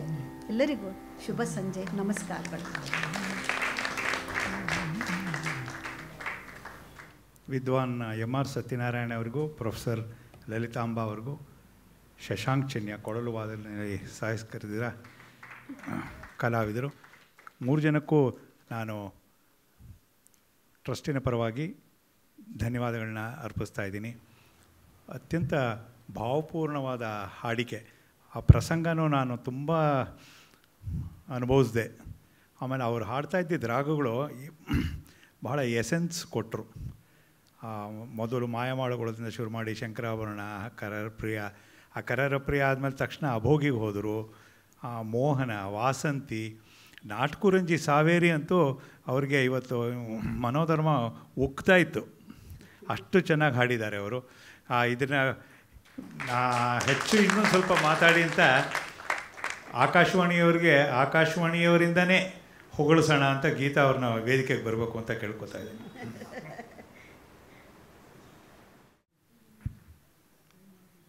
ಎಲ್ಲರಿಗೂ ನಮಸ್ಕಾರ. ಈಗಾಗಲೇ ನಾ ಏನು ಅನ್ಕೋತಾ ಇದ್ನೋ ಅದನ್ನು ಬಾಲಕೃಷ್ಣ ಅವರು ಹೇಳಿ ಮುಗಿಸ್ಬಿಟ್ಟಿದ್ದಾರೆ. ಅಂದರೆ ಸಂಗೀತ, ಅದರಲ್ಲಿ ರಾಗಗಳ ಏನೇನು ಬಂತು ಅವೆಲ್ಲ ತುಂಬ ಚೆನ್ನಾಗಿ ಹೇಳಿದ್ದಾರೆ. ಮುಖ್ಯವಾಗಿ ಇದೊಂದು ಒಂದು ವಿನೂತನ ಒಂದು ಕಾರ್ಯಕ್ರಮ ಅಂತ ನಾನು ಹೇಳೋಕ್ಕೆ ಇಷ್ಟಪಡ್ತೀನಿ. ಇದನ್ನು ಈ ಸಂದರ್ಭದಲ್ಲಿ ಡಾಕ್ಟರ್ ವಿ ದೊರೆಸ್ವಾಮಯ್ಯಂಗರ್ ಅವರ 105ನೇ ಹುಟ್ಟುಹಬ್ಬದ ಸಂದರ್ಭದಲ್ಲಿ ಇದನ್ನು ಈ 3 ದಿನದ ಕಾರ್ಯಕ್ರಮಗಳಲ್ಲಿ ಇದಕ್ಕೆ ಅವಕಾಶ ಕೊಟ್ಟಿದ್ದು ತುಂಬ ಒಳ್ಳೆಯದಾಯಿತು. ಯಾಕೆ ಅಂತಂದರೆ ಇವಾಗ ಗಮಕ ವಾಚನವೂ ಸಹ ತುಂಬ ಅಪರೂಪವಾಗ್ತಾಯಿದೆ. ಅದಲ್ಲದೆ ನಮ್ಮ ಕನ್ನಡ ಸಾಹಿತ್ಯದಲ್ಲಿ ಕಾವ್ಯಗಳ ಒಂದು ನಿಕ್ಷೇಪವೇ ಇದೆ. ಅದರ ಒಂದು ಪರಿಚಯ ನಮಗೆಲ್ಲ ಆಗಬೇಕು, ಮತ್ತು ಯಂಗರ್ ಜನ್ರೇಷನ್ಗೂ ಆಗಬೇಕು. ಅಂಥದಕ್ಕೆ ಕಾವ್ಯದಲ್ಲಿ ಆಸಕ್ತಿ ಹುಟ್ಟಿಸೋ ಒಂದು ದೃಷ್ಟಿಯಿಂದ ಇಂತಹ ಕಾರ್ಯಕ್ರಮಗಳು ಹೆಚ್ಚು ಹೆಚ್ಚು ಆಗಬೇಕು ಅಂತ ನನಗೆ ಅನಿಸ್ತಾ ಇದೆ. ಆಮೇಲೆ ಇವತ್ತಿನ ಕಾರ್ಯಕ್ರಮದಲ್ಲಿ ಅವರು ಆವಾಗಲೇ ಹೇಳ್ದಂಗೆ MR ಸತ್ಯನಾರಾಯಣ ಮತ್ತು ನಾನು ಸುಮಾರು ಮೈಸೂರು ಆಕಾಶವಾಣಿಲೂ ಒಟ್ಟಿಗೆ ಕೆಲಸ ಮಾಡಿದ್ವಿ, ಬೆಂಗಳೂರು ಆಕಾಶವಾಣಿಲೂ ಹಲವಾರು ವರ್ಷಗಳು ಒಟ್ಟಿಗೆ ಕೆಲಸ ಮಾಡಿದ್ದೀವಿ. ಯಾವಾಗಲೂ ತುಂಬ ಕಾರ್ಯಕ್ರಮ ಮಾಡೋಕ್ಕೆ ಬಹಳ ಉತ್ಸಾಹಶಾಲಿ ನಮ್ಮ MR ಸತ್ಯನಾರಾಯಣ ಅವರು. ಬರೀ ಗಮಕ ಅಲ್ಲ, ಬೇರೆ ಬೇರೆ ಬೇಕಾದಷ್ಟು ಕಾರ್ಯಕ್ರಮಗಳು ಮಾಡಿದ್ದಾರೆ. ದಾಸ ಸಾಹಿತ್ಯಕ್ಕಂತೂ ಅವರ ಕೊಡುಗೆ ವಿಪರೀತ. ಒಂದು ಸರ್ಕಾರ ಮಟ್ಟದ ಪಬ್ಲಿಕೇಶನ್ಸ್ ಇರ್ಬೋದು, ಅಲ್ಲೂ ಎಲ್ಲ ಕಡೆಯೂ ಅವ್ರದ್ದು ಇನ್ವಾಲ್ವ್ಮೆಂಟ್ ಇತ್ತು. ಆಮೇಲೆ ತುಂಬ ಉತ್ಸಾಹವಾಗಿ ಒಂದು ಡೆಡಿಕೇಟೆಡ್ ಆಗಿ ಅವರು ಅವರ ಕೆಲಸಗಳನ್ನು ಮಾಡಿದ್ದಾರೆ. ನಿವೃತ್ತಿ ನಂತರವೂ ಬಹಳ ಬಹಳ ಒಂದು ಅದೇ ಒಂದು ಆಸಕ್ತಿಯನ್ನು ಉಳಿಸ್ಕೊಂಡು ವಿವಿಧ ಕ್ಷೇತ್ರಗಳಲ್ಲಿ ವಿವಿಧ ಇಲಾಖೆಗಳಲ್ಲಿ ಅವರು ಮಾಡ್ತಾ ಇರೋದು ನಮಗೆಲ್ಲ ಒಳ್ಳೆ ಕೆಲಸ ಮಾಡ್ತಾ ಇರೋದು ನಮಗೆಲ್ಲ ಚೆನ್ನಾಗೇ ಗೊತ್ತಿದೆ. ಈ ಒಂದು ಉತ್ಸಾಹ ಹಾಗೂ ಅವರಲ್ಲಿ ಒಂದು ಆ ಶಕ್ತಿ ನಿರಂತರವಾಗಿ ಇರಲಿ, ಹಾಗೆ ನಮ್ಮ ಕಲಾಕ್ಷೇತ್ರಕ್ಕೆ ಅವರಿಂದ ಕೊಡುಗೆ ಸಲ್ತಾ ಇರಲಿ ಅಂತ ಹೇಳ್ತೀನಿ.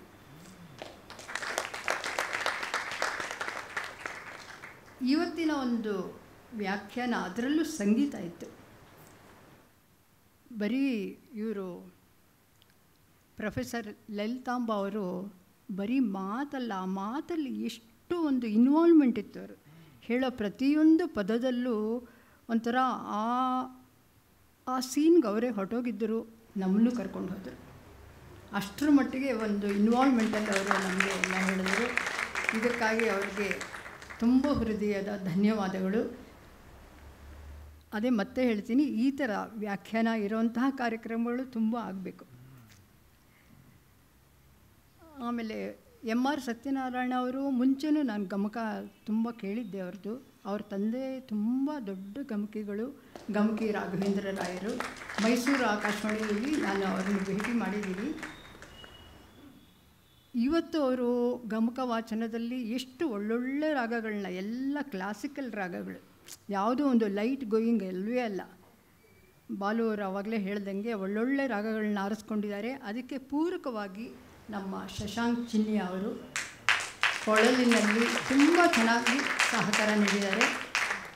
ಇಂತಹ ಒಂದು ಒಳ್ಳೆ ಕಾರ್ಯಕ್ರಮ ಏರ್ಪಾಡು ಮಾಡಿದ್ದಕ್ಕೆ ಮತ್ತೊಮ್ಮೆ ದೊರೆಸ್ವಾಮಯ್ಯಂಗರ್ ಟ್ರಸ್ಟ್ ಹಾಗೂ ಮುಖ್ಯವಾಗಿ ವಿದ್ವಾನ್ ಡಿ ಬಾಲಕೃಷ್ಣ ಅವರಿಗೆ ಅಭಿನಂದನೆಗಳು. ನಮಸ್ಕಾರ.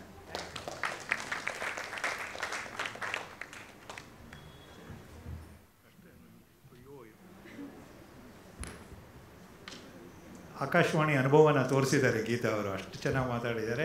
ಗೀತಾ ಅವರಿಗೆ ಟ್ರಸ್ಟಿನ ಪರವಾಗಿ ಧನ್ಯವಾದಗಳನ್ನ ತಿಳಿಸ್ತಾ ಇದ್ದೀನಿ. ಈಗ ಒಂದು 10-15 ನಿಮಿಷದ ಕಾಫಿ ಬ್ರೇಕ್.